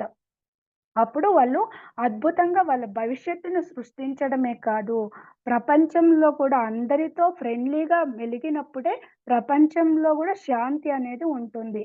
లేకపోతే వాళ్ళలో కూడా ఈర్ష్య, ద్వేషాలు లోపల తలెత్తుకుతుందన్నమాట. మనం సరికాని భావాల్ని అందించినా, సరికాని ఆహారాన్ని ఆహ్, అందించినా కూడా. కాబట్టి చిన్న పిల్లలకి చిన్నప్పటి నుంచే ధ్యానం నేర్పించాలని చెప్తారు. ఇక పద్నా 13వది, ప్రతి ఒక్కళ్ళు గురువులుగా తయారు కావడము. శిష్యులుగా కాక మాస్టర్‌లుగా విరాజిల్లాలి. సారు చెప్తారు ఇక్కడ, ప్రతి ఒక్కళ్ళు గురువులు. నేను మీకు గురువుని కాదు, మీ శ్వాసే మీకు గురువు. నేను ఒక ఇన్ఫార్మర్‌ని. ఆహ్, ఒక మిత్రుడిని. నాకు సత్యం తెలుసు. నాకు ధ్యానం తెలుసు. నాలో ఉన్న ఆత్మ జ్ఞానాన్ని ఆహ్, హ్మ్. నేను మీకు తెలియచేస్తున్నాను. ఎందుకంటే ప్రతి ఒక్కరు ఆనందంగా ఉండాలి. ప్రతి జీవి ఆనందంగా ఉండాలి. ప్రతి ఒక్కరూ వాళ్ళ సమస్యల్ని పరిష్కరించుకోవాలి. ప్రతి ఒక్కరు సత్యాన్ని తెలుసుకోవాలి. గురువు అంటే ఎవరు? జ్ఞానంలో బరువైన వారు. జ్ఞానం అంటే ఆత్మ జ్ఞానము. అంతేకాదు, భౌతిక జీవితంలో కూడా ఏదైనా ఒక వస్తువు గురించి, ఒక పదార్థం గురించి, దేని గురించైనా అధిక జ్ఞానం ఉన్నవాళ్ళనమాట. ఇక్కడ మనకు ఆధ్యాత్మికంలో అయితే ఆత్మపరంగా ఎదగడానికి అధిక జ్ఞానం ఉన్నవాళ్ళు గురువు అనమాట. మనం శిష్యులుగా ఉండిపోతే అక్కడే ఆగిపోతాము. వాళ్ళ పాదాలు నొక్కుతూ, వాళ్ళకి సేవ చేస్తూ అలా ఉండకూడదు. మనం గూడా ఎదగాలి. మనం తెలుసుకున్న జ్ఞానాన్ని కూడా 10 మందికి తెలియచెప్పాలి. సార్ ఏం చెప్తారు? నీకు ఏ తెలిస్తే ఏ చెప్పు, బి తెలిస్తే బి చెప్పు. నువ్వు ఏదైతే తెలుసుకున్నావో ప అంటే ఫస్టు తెలుసుకోవాలని తపన ఉండాలి. శ్రద్ధావాన్ లభతే జ్ఞానం అని చెప్తారు. రమణ మహర్షి అయితే నీ గురియే నీ గురువు అని చెప్తారు. పత్రి సార్ అయితే మీ శ్వాసే నీ గురువు అని చెప్తారు. కాబట్టి సత్యం తెలుసుకోవాలనే జిజ్ఞాస ఉండాలి. శ్రద్ధ ఉండాలి. దానిపైన గురి ఉండాలి. దానికే గురు బ్రహ్మ, గురు విష్ణు, గురుదేవో మహేశ్వరః, గురు సాక్షాత్ పరబ్రహ్మ తస్మై శ్రీ గురువే అన హ్మ్. గురువే నమః అంటారు. ఏదైతే నీకు తెలుసుకోవాలనే జిజ్ఞాస కలిగిందో అదే బ్రహ్మ అనమాట. ఆ తెలుసుకునే క్రమము, సాధనా క్రమంలో తెలుసుకునే మార్గం ఉందే, అది స్థితి అనమాట, విష్ణువు. తరువాత తెలుసుకున్నది అయిపోయినాక అక్కడికి ఆ విషయానికి కానీ, ఆ జ్ఞానానికి కానీ అక్కడికి ఫుల్ స్టాప్ పెడతాము. అది బ్రహ్మ లయం అనమాట. అది సాధనా క్రమము. తర్వాత ఇంకేదైనా విషయాన్ని తెలుసుకునే క్రమం అనేది ఉంటుంది. ఎప్పుడు ఒక పక్క నేర్చుకుంటూ ఉండాలి. ఇంకొక పక్క నేర్పిస్తూ ఉండాలి. మనము భౌతికంగా ఆహ్, హ్మ్, పుత్రులు పుడితే పున్నామ నరకం ఇంకా చెప్తారు. అది కాదు మాస్టర్స్. 'తులసీదళం 1' అనే పుస్తకంలో పత్రి సార్ ఏం చెప్తారు? ఆధ్యాత్మిక శిష్యుల్ని తయారు చేయాలి. ఆధ్యాత్మిక సంతతిని తయారు చేయాలి. అంటే మనం కూడా గురువులుగా ఎదగాలి. ఆ గురువు చెప్పిన ధ్యానాన్ని, జ్ఞానాన్ని చక్కగా అర్థం చేసుకొని, మనం అభ్యాసంలో పెడుతూ, దాన్నింక అనుభవ జ్ఞానాన్ని పొందుతూ, మనం ఇతరులకి తెలియచేసినప్పుడే మనం గూడా గురువులాగా ఎదుగుతాము. ఇక్కడ గురు శిష్యులు సంబంధం లేదు. ప్రతి ఒక్కరు గురువులే. మనం ఎంత తెలుసుకుంటే అది ఇతరులకి చెప్పాలి. నేర్చుకుంటూ ఉండాలి, నేర్పిస్తూ ఉండాలి. PSSMలో ఉన్న గొప్ప సూత్రం గూడా ఇదే అన్నమాట. తరువాత విగ్రహారాధన అన్నది 14వది అన్నది సంపూర్ణంగా నిషిద్ధము. సత్యారాధనకి అంకితం కావాలి. విగ్రహాలు ఎవరు తయారు చేస్తారు? మనమే తయారు చేస్తాము. ఆ ఫోటోలు, విగ్రహాలు మనమే తయారు చేస్తాము. గుళ్ళు, గోపురాలు మనమే తయారు చేస్తాము. తీర్థయాత్రలు మనమే తయారు చేస్తాము. మానవుల్లోనే అంత శక్తి ఉంది. మనం కష్టాలు, నష్టాలు, బాధలు, అవమానాలు వచ్చినప్పుడు వాపోతూ ఉంటాము. ఇతరులని నిందిస్తూ ఉంటాము. చివరికి దేవుడిని గూడా నిందిస్తూ ఉంటాము కరుణ చూపించలేదని. కోరికలు తీరితే తిరగా ఉండీలకి డబ్బులిస్తాము. అన్నదానాలు చేస్తూ ఉంటాము. వ్రతాలు చేస్తూ ఉంటాము. కోరికల కోసము చేస్తూ ఉంటాము. కాబట్టి ఇదంతా మనమే చేస్తూ ఉండేది. కానీ మనమల్ని అద్భుతంగా సృష్టించిన ఆ పరమాత్ముడిని మర్చిపోతాం. ఆ పరమాత్ముడు మనలోనే ఉన్నాడు ఆత్మస్వరూపుడుగా. ఆత్మే సత్యము, ఆత్మే నిత్యము. ఆ విగ్రహాలు, ఫోటోలంతా మనము మ మన ఇంటిలో ఒక పూజా గదిలో పెట్టుకుంటాము. ఆత్మ అనేది సర్వాంతర్యామి. ఆత్మే పరబ్రహ్మ అని చెప్పాడు జ్ఞాన నవరత్నాల్లో. ఆత్మే పరబ్రహ్మ, జీవుడే దేవుడు, దేహమే దేవాలయము, శ్వాసే గురువు, సమయమే సాధన, సహనమే ప్రగతి, అనుభవమే జ్ఞానము, దానమే ధర్మము, ధర్మమే పుణ్యం అని చెప్తారు. ధర్మం అంటే ఏం ధర్మము చేయాలి? నీ దగ్గర ఏది ఉందో తన్ మన్ ధన్ మనస వాచ కర్మణ. సమయముందా? డబ్బుందా? ఆరోగ్యముందా? దానం చెయ్యి, సేవ చెయ్యి, జ్ఞానాన్ని పంచు, నిస్ నిస్వార్థంగా పంచు. ఎటువంటి సంకల్పాలు, కోరికలు లేకుండగా పంచాలి. ఆహ్, 365 రోజులు, 24 గంటలు నిష్కామ కర్మ యోగ స్థితిలోనే ఉండాలి. ఆత్మస్థితిలో ఉండి దానం చేయాలి. అదే ధర్మము. అదే పుణ్యంగా కన్వర్ట్ అవుతుంది. మనం పుణ్యం కోసము తీర్థయాత్రలు చేస్తాము, యజ్ఞయాగాలు చేస్తాము. భగవంతుని ప్రాప్తి కోసమో, దర్శనం కోసమో మనమే దేవుళ్ళము. సార్ చెప్తారు, "దిగి వచ్చిన దేవతలారా దిగజారి వెళ్ళకండి. మానవ అనుభవాల కోసము జన్మ తీసుకున్న మనము ఒక పక్క మానవ అనుభవాల్ని పొందుతూ, సంసారంలోనే ఉంటూ, చక్కగా సాధన చేస్తూ, మానవులుగా ఎదిగి మనం వచ్చిన లోకాలకి వెళ్ళిపోతాము. మనం సత్యలోక వాసులము. మనం మూల చైతన్యం ఇంక వచ్చిన వాళ్ళము. పూర్ణాత్మ ఇంక వచ్చిన వాళ్ళము. ఆ మూల చైతన్యంలో కానీ, పూర్ణాత్మలో కానీ ఏ శక్తి అయితే ఉందో అంతే శక్తి మనలో కూడా ఉంది. మనము ధ్యానం ద్వారా, స్వాధ్యాయము, సజ్జన సాంగత్యం ద్వారా మనము బయటకి తీయాలి. మనలో అనంతమైన శక్తి ఉన్నదని చెప్తారు. పూజల్లో ప్రార్థనల వల్ల ముక్తి రాదు, మోక్షము రాదు. అప్పో దీపో భవ, బి ఎ లైట్ అంటూ యువర్ సెల్ఫ్. మన పైన మనకి మనమే దిక్కు, ఎవరిపైన ఆధారపడకూడదు అనే చెప్తారనమాట. కాబట్టి సత్యమేది? ఆత్మే సత్యము, ఆత్మే నిత్యము, ఆత్మే శాశ్వతము. ఆ సృష్టిలో అంతటా వ్యాపించి ఉన్నది ఆత్మ పదార్థమే. కాబట్టి మనము పూజా మందిరాలకో, గుళ్ళు, గోపురాలకో, తీర్థయాత్రలకో అంతటితోనే పరిమితం చేసుకోకూడదు. మన భావము భగవంతుడు లేని చోటంటూ ఏదీ లేదు.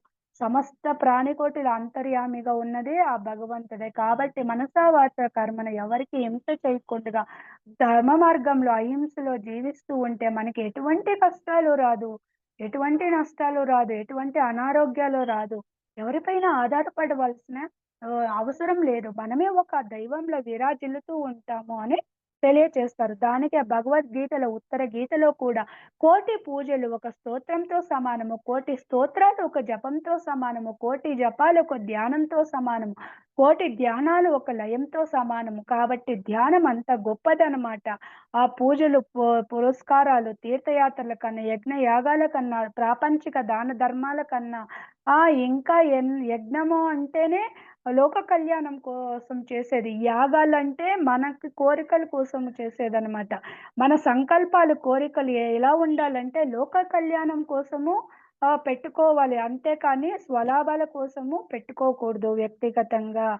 కాబట్టి సమాజంలోనే, లోకంలోనే మనము ఉన్నాం కాబట్టి లోక కళ్యాణం కోసం పెట్టుకున్నప్పుడు దానిలో గూడా మనం ఉన్నాం కాబట్టి మన కోరికలు, సంకల్పాలు నెరవేరుతాయి. నిష్కామ కర్మ యోగ స్థితిలో ఉండి చెయ్యాలి. నేను చేస్తున్నానన్న భావన కూడా ఉండకూడదు. కర్తృత్వ భావన అనేది కూడా ఉండకూడదు. అప్పుడే ఆనందంగా జీవిస్తాము. కాబట్టి ప్రార్థనలు అనేది అడుక్కోవడం లాంటిది. దానివల్ల ముక్తి, మోక్షం రాదు. ఆనందము రాదు. ఆత్మజ్ఞానము రాదు. జనన మరణ చక్రాలనింకా బయటపడము. పూర్ణాత్మ స్థితికి చేరుకోము. కాబట్టి హింస చూడు, హంస పకడో. ప్రార్థన చూడు, సాధన పకడు అని చెప్పారు. ఉద్ధరేణ ఆత్మనాత్మానం ఆత్మానం అవసాదయేత ఆత్మైవ ఆత్మనో బంధువు ఆత్మైవ రిపురాత్మనః అని చెప్తాడు కృష్ణుడు. నీకు భౌతిక జీవితంలో ఎవరైనా సహకరించవచ్చు. ఆస్తిపాస్తులు ఇవ్వచ్చు, మాట సహాయం చేయొచ్చు, సేవ చేయవచ్చు. కానీ మన ఆత్మని ఉద్ధరించుకోవాలంటే వర్ధమానంలో ఆనందంగా జీవించాలన్నా, జనన మరణ చక్రాలను ఇంకా బయటపడాలన్నా, పూర్ణాత్మ స్థితికి ఎదగాలన్నా ధ్యానం చేయాల్సిందే. ఆత్మజ్ఞానాన్ని, బ్రహ్మజ్ఞానాన్ని పొందవలసిందే. మనం పొందిన జ్ఞానాన్ని ఇతరులకి పంచాలి. మన వరకే సాధన చేసుకుంటూ మనమే ఆనందంగా ఉంటే అరిహంత స్థితి.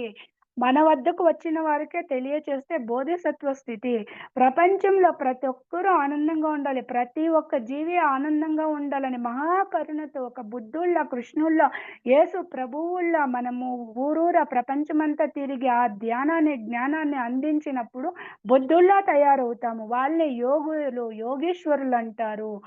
వాళ్ళనే బ్రహ్మర్షులు అంటారనమాట. ఆ స్థితికి చేరుకోవాలంటే విగ్రహారాధన చేయకూడదు. ఆత్మ సత్యారాధనే చేయాలి. భగవద్గీతలో కూడా మా మయి ఆయన వచ్చిన చోట మన ఆత్మనే పెట్టుకోవాలి. ఆత్మకి శరణాగతి పొందాలి. ఆత్మని భజించాలి. ఆత్మని పూజించాలి. ఆత్మని సేవించాలి. మన మనసు, బుద్ధి అంతరాత్మకు అనుసంధానం చేసినప్పుడే ఆత్మ ఇచ్చే బోధన్ని, గైడెన్స్ ని మనం తీసుకుంటాం. అప్పుడు బుద్ధి సరిగా నిర్ణయాలు తీసుకుంటుంది. మనసులో కూడా మంచి ఆలోచన వస్తుంది. అప్పుడే ఇంద్రియాలు కూడా చక్కగా పనిచేస్తాయి. జ్ఞానేంద్రియాలు కానీ, కర్మేంద్రియాలు కానీ. లేకపోతే ధ్యానాన్ని పెట్టుకోవాలి. భగవద్గీత అంటేనే ధ్యాన గ్రంథము. దానికే యోగి భవ అర్జున అని చెప్తారు.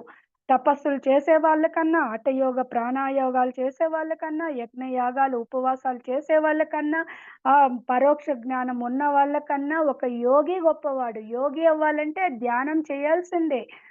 విశ్వశక్తిని పొందాల్సిందే. నాడీ మండలం శుద్ధి చేసుకోవాల్సిందే.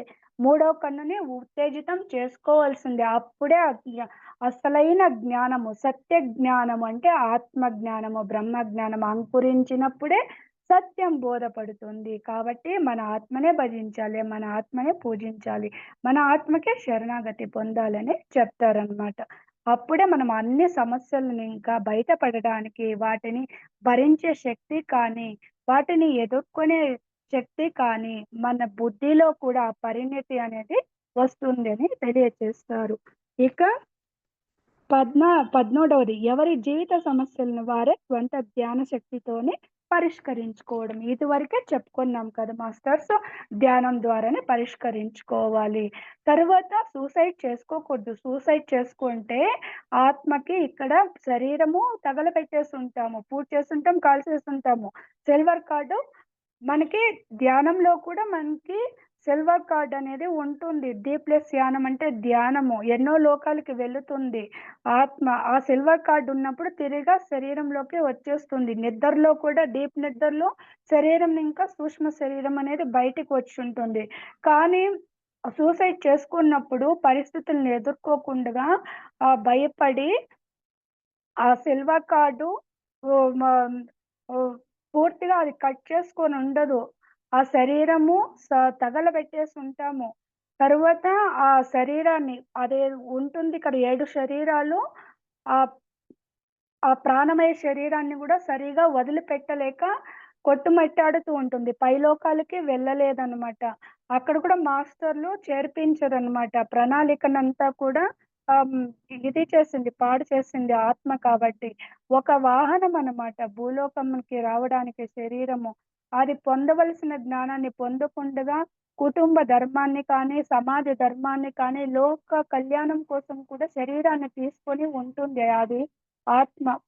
అదంతా కూడా దాన్ని బ పాడు చేసేసుంటుంది. దాన్ని పెండింగ్ అట్లే ఉండిపోతుందన్నమాట. దాన్ని తిరగా కంప్లీట్ చేయాలంటే కూడా ఎక్కువ సమయం వేచి ఉండాల్సుంటుంది. పైలోకానికి మాస్టర్‌లు చేర్పిరు. ఇక్కడ భూలోకము శరీరం తో ఉండదు. అలా కొట్టుమిట్టాడుతూ ఉంటుందనమాట. అజ్ఞానంతో, అంధకారంతో ఎంతో బాధతో ఉంటుందనమాట. కాబట్టి చేసుకోకూడదు. ఎటువంటి పరిస్థితుల్లో ఎదురైనా కూడా ధ్యాన శక్తితోనే వాటిని అధిగమించాలి. ఎంతోమంది పిల్లలు కూడా ఎగ్జామ్ వస్తే టెన్షను, ఫెయిల్ అయితే టెన్షను, సరైన ఉద్యోగం రాకపోయినా, అనారోగ్యాలను తట్టుకోలేకపోయినా, ఆర్థిక ఇబ్బందులున్నా కూడా, ఇతరులు అవమానించినా కూడా మనము తట్టుకోలేకుండా సూసైడ్‌లు చేసుకుంటాం. అదంతా చేసుకోకూడదు మాస్టర్స్. మనం ఒక ఎగ్జామ్‌లో ఫెయిల్ అయితే ఆ సబ్జెక్ట్‌లని మళ్ళీ మనం కంప్లీట్ చేసినాకే నెక్స్ట్ తరగతికి వెళ్ళగలము. అలాగే మన పరిస్థితుల్ని మనమంతా కంప్లీట్‌గా ఆహ్, ఆహ్, ఆ జ్ఞానాన్ని పొందాలి. అనుభవ జ్ఞానాన్ని పొందినప్పుడే మనకి తిరగా ఆత్మపరంగా ఎదగడానికి, ఇంకొక జన్మ తీసుకోవడానికి, పైలోకాల్లో కూడా ఈ శరీరాన్ని ఇవ్వడానికి కూడా వాళ్ళు సహకరిస్తారనమాట.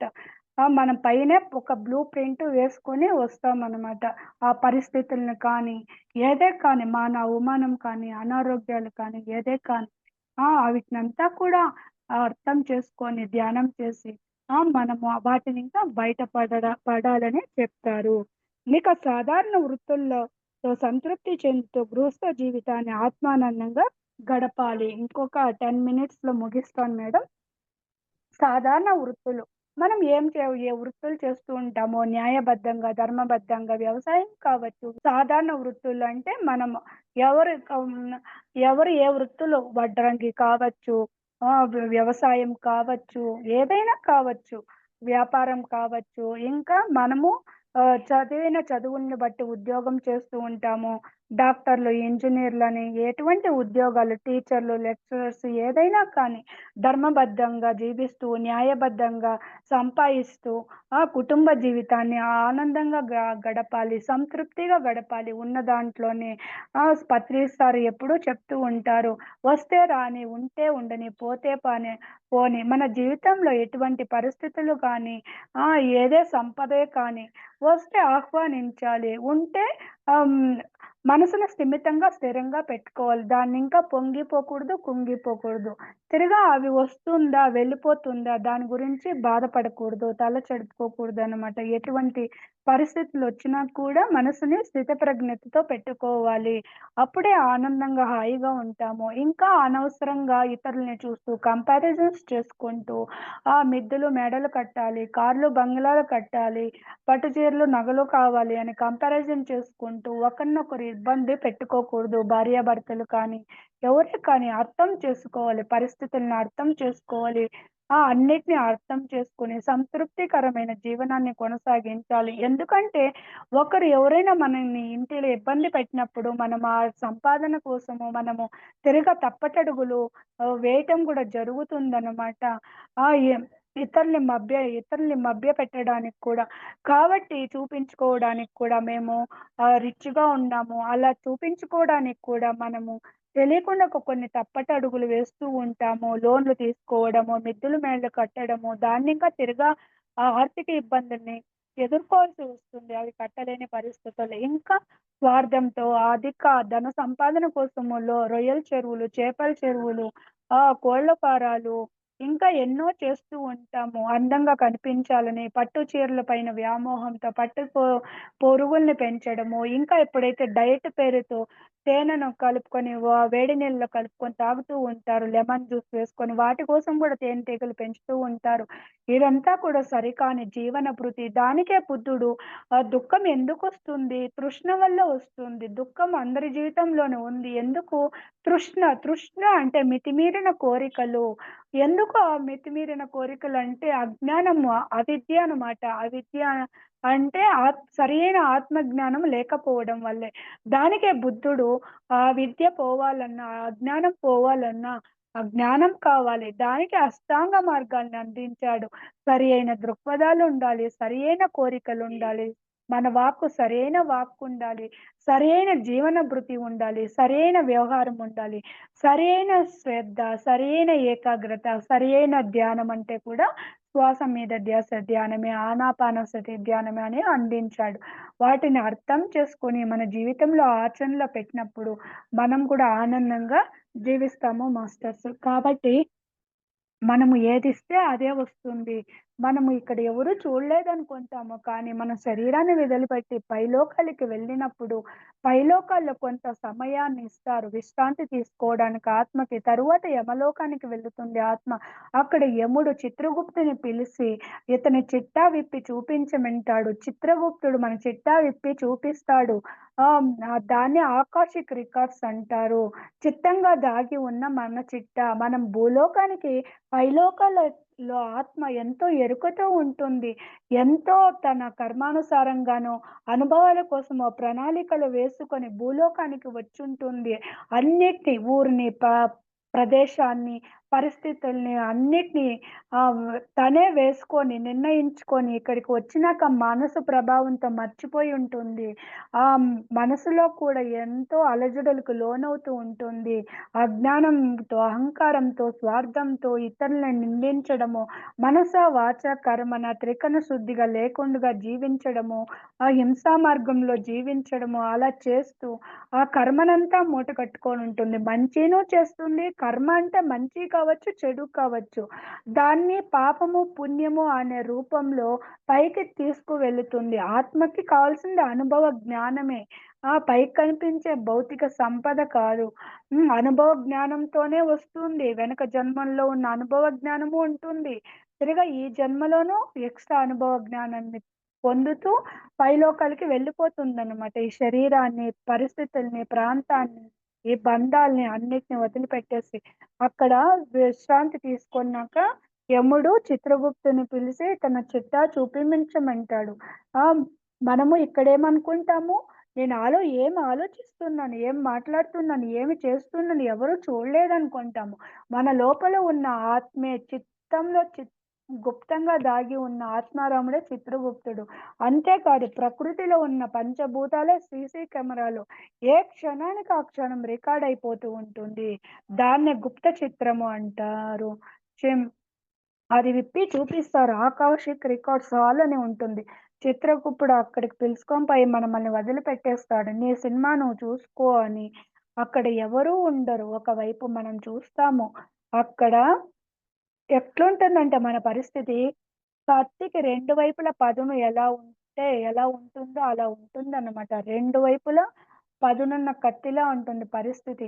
ఒకవైపు మనమే చూస్తూ ఉంటాము. ఇంకొక వైపు మనం భూలోకానికి వచ్చి మన ప్రణాళికని మర్చిపోయి అజ్ఞానంతో, అహంకారంతోనూ ఏ మనిషికైనా, ఏ వ్యక్తికైనా, ఏ ప్రాణికైనా, పక్షికైనా మనస, వాచ, కర్మన ఏమైనా హింస పెట్టి ఉంటే దాని శరీరంలో మండి ఆ బాధను మనం అనుభవిస్తాము. అంతేకాకుండా భూమి మీద ఏ వ్యక్తికైనా, ఏ ప్రాణికైనా, ఏ పక్షికైనా మనస, వాచ, కర్మన ఏమైనా ఆనందాన్ని, సహాయాన్ని పంచుంటే ఆ జీవి ఆనందపడి ఉంటే ఆ శరీరంలో మనముండి అనుభవిస్తాము. తరువాత బయట వచ్చిన తర్వాత అడుగుతాడు చిత్రగుప్తుడు, యముడు వీళ్ళంతా అడుగుతారు, "ఏమైనా నీ సినిమా నువ్వు చూసుకున్నావా?" అంటే మనం చక్కగా జీవించి ఉంటే ఆనందంగా ఉంటాము, తృప్తిగా ఉంటాము. సరిగా జీవించలేదనుకో మన ప్రణాళిక తగ్గినట్లుగా అక్కడ కూడా మనం తలెంచుకోవాల్సి వస్తుంది సిగ్గుపడి. తిరగా ఇంకొక ఛాన్స్ ఇవ్వండి, ఇంకొక అవకాశం ఇవ్వండి, ఇంకొక జన్మ ఇవ్వండి అని అడుగుతాము. తరువాత వాళ్ళు వేచి కొంతకాలం తరువాత వాళ్ళు కూడా గైడ్ చేస్తారు. మళ్ళీ ఇంకొక జన్మ ఇస్తారు. మళ్ళీ మర్చిపోతాము. ఇలా జనన మరణ చక్రాల్లో తిరుగుతూనే ఉంటాము. ఆత్మజ్ఞానం పొందనంత వరకు ఇలా తిరుగుతూనే ఉంటాము. సమస్యలు ఎదుర్కొన్నప్పుడు సూసైడ్ చేసుకుంటూ ఉంటారు.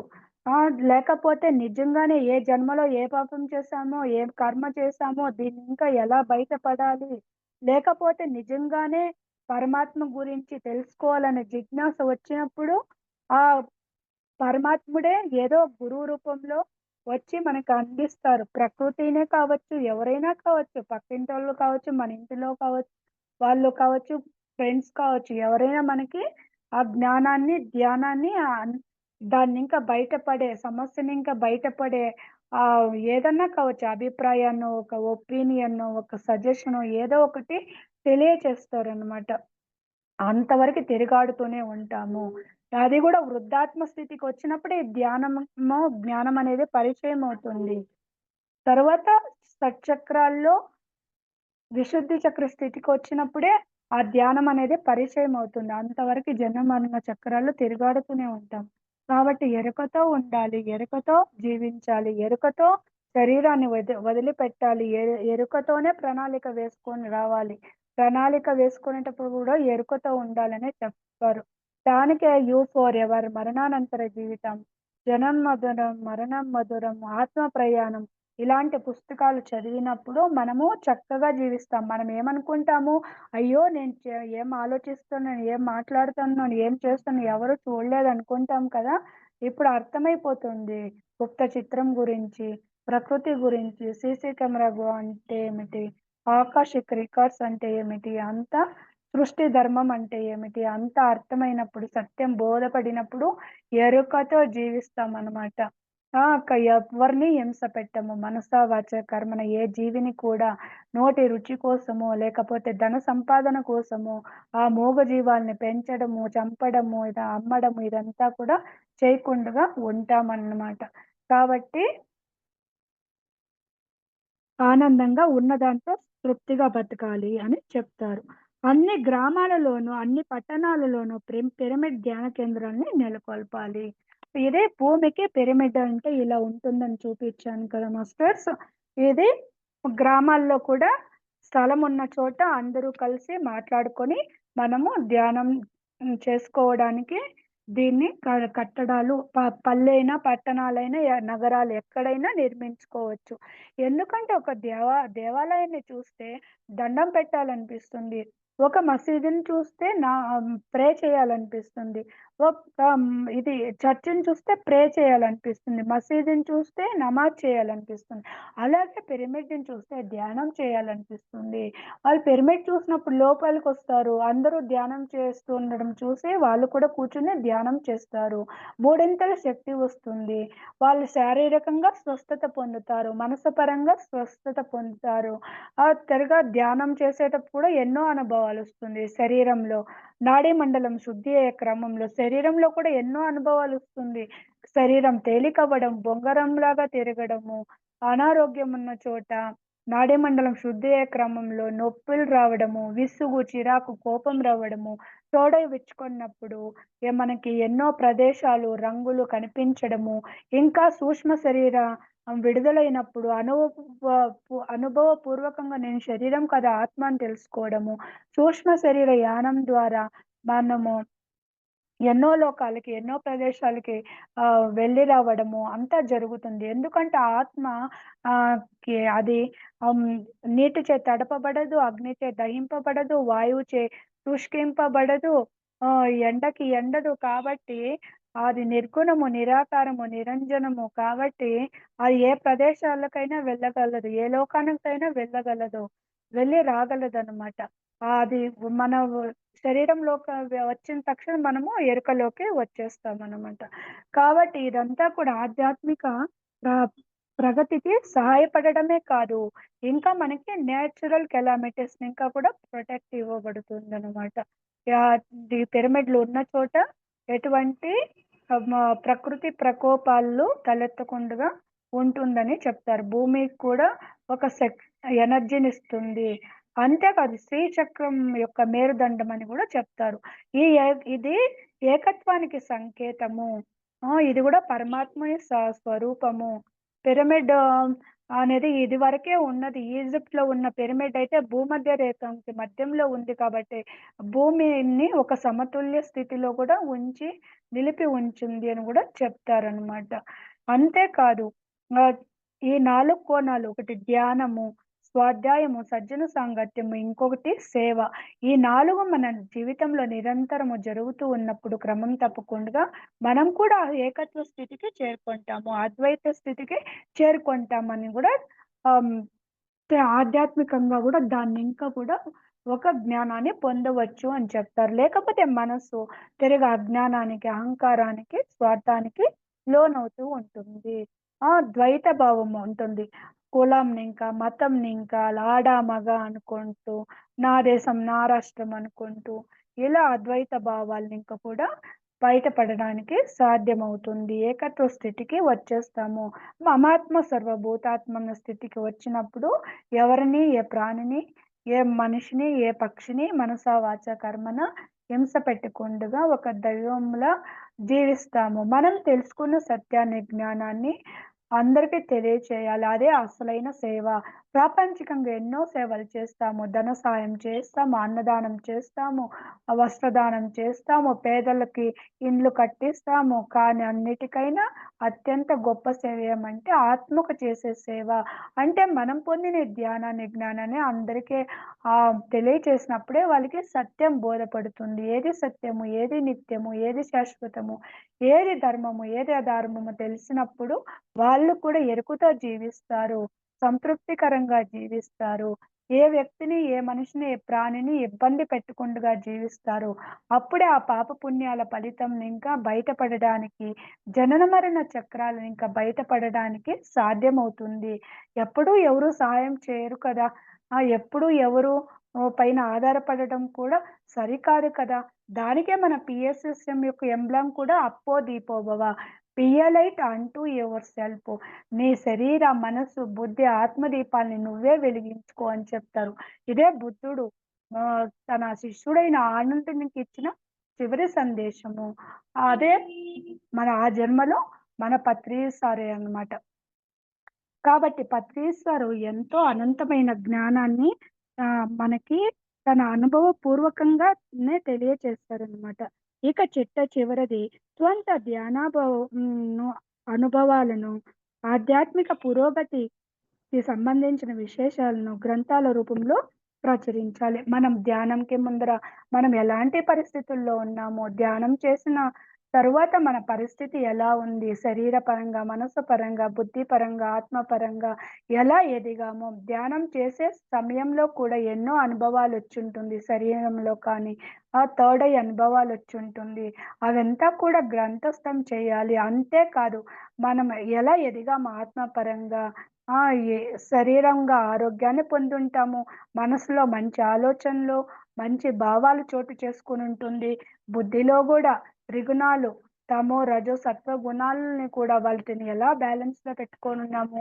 ఆత్మ జ్ఞానాన్ని, బ్రహ్మ జ్ఞానాన్ని ఎంతవరకు పొందాము, ఎలాంటి పుస్తకాల్ని చదివాము, మనము ఇతరులకు కూడా వాళ్ళు ఆత్మపరంగా ఎదగాలంటే వాళ్ళకి కూడా మనం తెలుసుకున్న ఆ జ్ఞానాన్ని పంచాలి, తెలియచేయాలన్నమాట. అప్పుడే మనము ఆ సేవ చేసినప్పుడే మనము సార్ చెప్తారు కదా! ధ్యానం అంటే పార్వతి అని, జ్ఞానం అంటే సరస్వతి అని, సేవ అంటే లక్ష్మి అని. ఆత్మ పరిణామ క్రమంలో ధ్యా ఎదుగుతున్నప్పుడు, ధ్యానం చేసేటప్పుడు సాధనా క్రమంలో అష్టసిద్ధులు గూడా వస్తుంది. వాటిని దుర్వినియోగం చేయకూడదు. ధ్యానము, ధర్మము 2 ఉండాలి మన జీవితంలో. ఉత్త ధ్యానం ఉంటే గూడా సాలదు. ధర్మం గూడా ఉండాలి. లేకపోతే రావణాసురునిలాగా ఉంటుంది మన జీవితము. అతను ధ్యానం చేసి అష్టసిద్ధులు పొందాడు. దాన్ని వ్యక్తిగతంగా దుర్వినియోగం చేశాడు స్వార్థం కోసము. కానీ ధర్మంగా జీవించలేదు. హింసా ప్రవృత్తితోనే మాంసం మద్యం చేస్తూ, విపరీతమైన కోరికలతో, వ్యామోహంతో చివరికి తన్ను తానే కోల్పోయాడు. ఆ పరమాత్మ తిరిగా రామావతారంలో వచ్చి రామునిచే వధింపబడ్డాడనమాట రావణాసురుడు. అలా ఉండకూడదు మన జీవితము.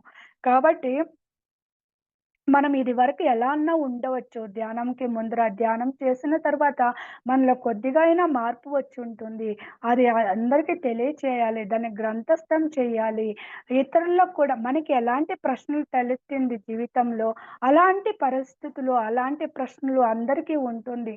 వాళ్ళు కూడా మనము ఆహ్, అందించిన ఆ జ్ఞానంతో మనం గ్రంథస్థం చేసిన ఆ పుస్తకాలను చదవడం వల్ల వాళ్ళకి కూడా సమాధానం దొరుకుతుంది. వాళ్ళు కూడా ఆ పరిస్థితుల ఇంకా బయటపడడానికి మనం కూడా సహాయం చేసిన వాళ్ళము అవుతాము. దానికే ప్రతి ఒక్క పిరమిడ్ మాస్టరు యొక్క గ్రంథము, ఆ ధ్యాన అనుభవాలు యొక్క గ్రంథము భగవద్గీతలో సమానమని చెప్తారు. అంతేకాదు పిరమిడ్ మెడిటేషన్ ఛానల్ గూడా ఒక భగవద్గీత లాంటిదే అని చెప్తారు. ఇది డిజిటల్ యుగం కాబట్టి ప్రపంచమంతా ప్రతి ఇంటికి వెళ్ళడానికి అది సాధ్యమవుతుంది. మన పిరమిడ్ మెడిటేషన్ ఛానెల్‌లో మనం ఆత్మజ్ఞానాన్ని, బ్రహ్మజ్ఞానాన్ని చెప్తాము. పిరమిడ్ ఎనర్జీ గురించి ఇంకే చెప్తాము. నిరంతరము సత్య దర్శనం అనే పెడుతూ ఉంటారు. సత్యాన్నే చెప్తాము. స్పష్టంగా చెప్తాము. సరళంగా చెప్తాము. శాకాహారం గురించి చెప్తాము. జీవహింస పాపం అని చెప్తామనమాట. దానికే పత్రి సారు సత్యాన్ని స్పష్టంగా, సరళంగా, సహజంగా తెలియచేసేది ఎవరంటే మనమే. మన పిఎస్ఎస్ఎంఎంఏ.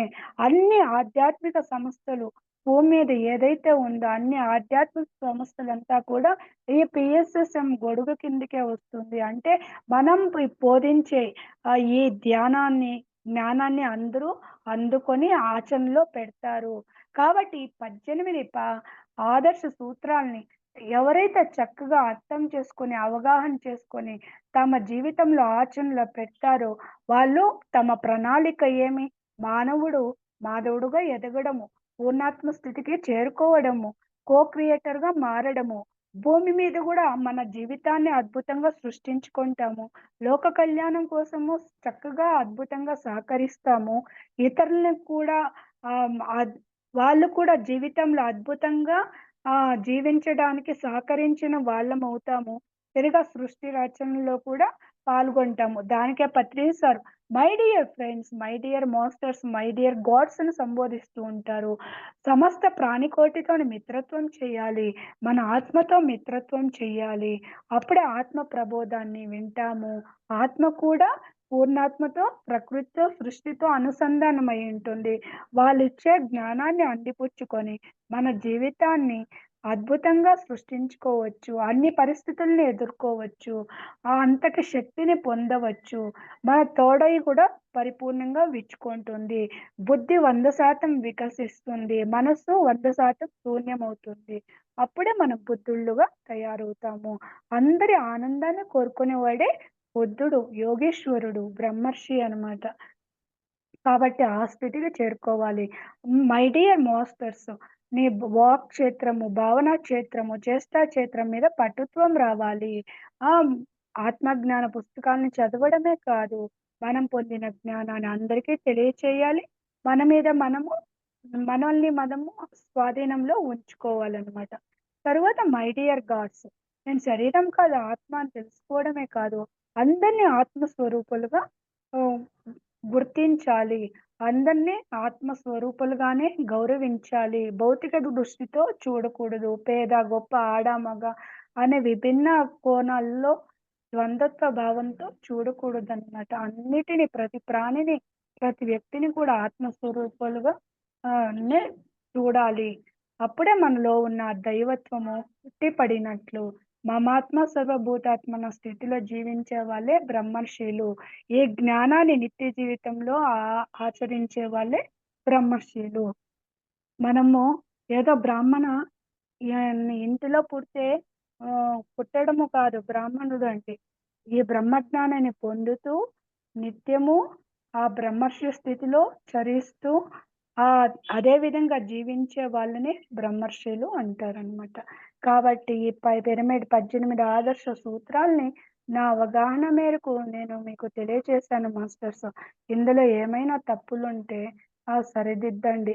ప్రణాళిక మన భౌతిక జీవితంలో ఈ శరీరం వ్యక్తిగతంగాను ఎదగడానికి, తరువాత కుటుంబంలో కూడా మనకి కొన్ని బాధ్యతలు కూడా లోక కళ్యాణం కోసం ఈ శరీరాన్ని తెచ్చుకొని ఉంటాము. వాటన్నిటిని మనము ఆహ్, సంపూర్ణంగా న్యాయం చేకూర్చాలంటే ధ్యానం చేస్తూ, స్వాధ్యాయం, సజ్జన సాంగత్యం చేస్తూ వీటిని త్రిరత్నాలంటారు. ఇంకా ధ్యాన చెప్పండి శిక్ష మేడం. ధ్యాన శిక్షణ కార్యక్రమాల్లో డబ్బు తీసుకోకపోవడము. గురువుకు, శిష్యుడికి మధ్య ఉండేది కేవలము స్నేహం అన్నమాట. ధ్యానము శిక్షణ కార్యక్రమాలు ఇతరులకి ధ్యానం చెప్పించినప్పుడు మనము డబ్బులు తీసుకోకూడదు. ఎందుకంటే అది అసలైన ఆధ్యాత్మికతే కాదు. మనం ఏమనుకుంటాము, డబ్బులు తీసుకుంటేనే వాళ్ళకి విలువ తెలుస్తుంది అనుకుంటాం. అది సరికాదు అని చెప్తారు. అంతేకాదు ధ్యానాన్ని మన్ ని వె ధ్యానం అనేది వెలకట్టలేనిదనమాట.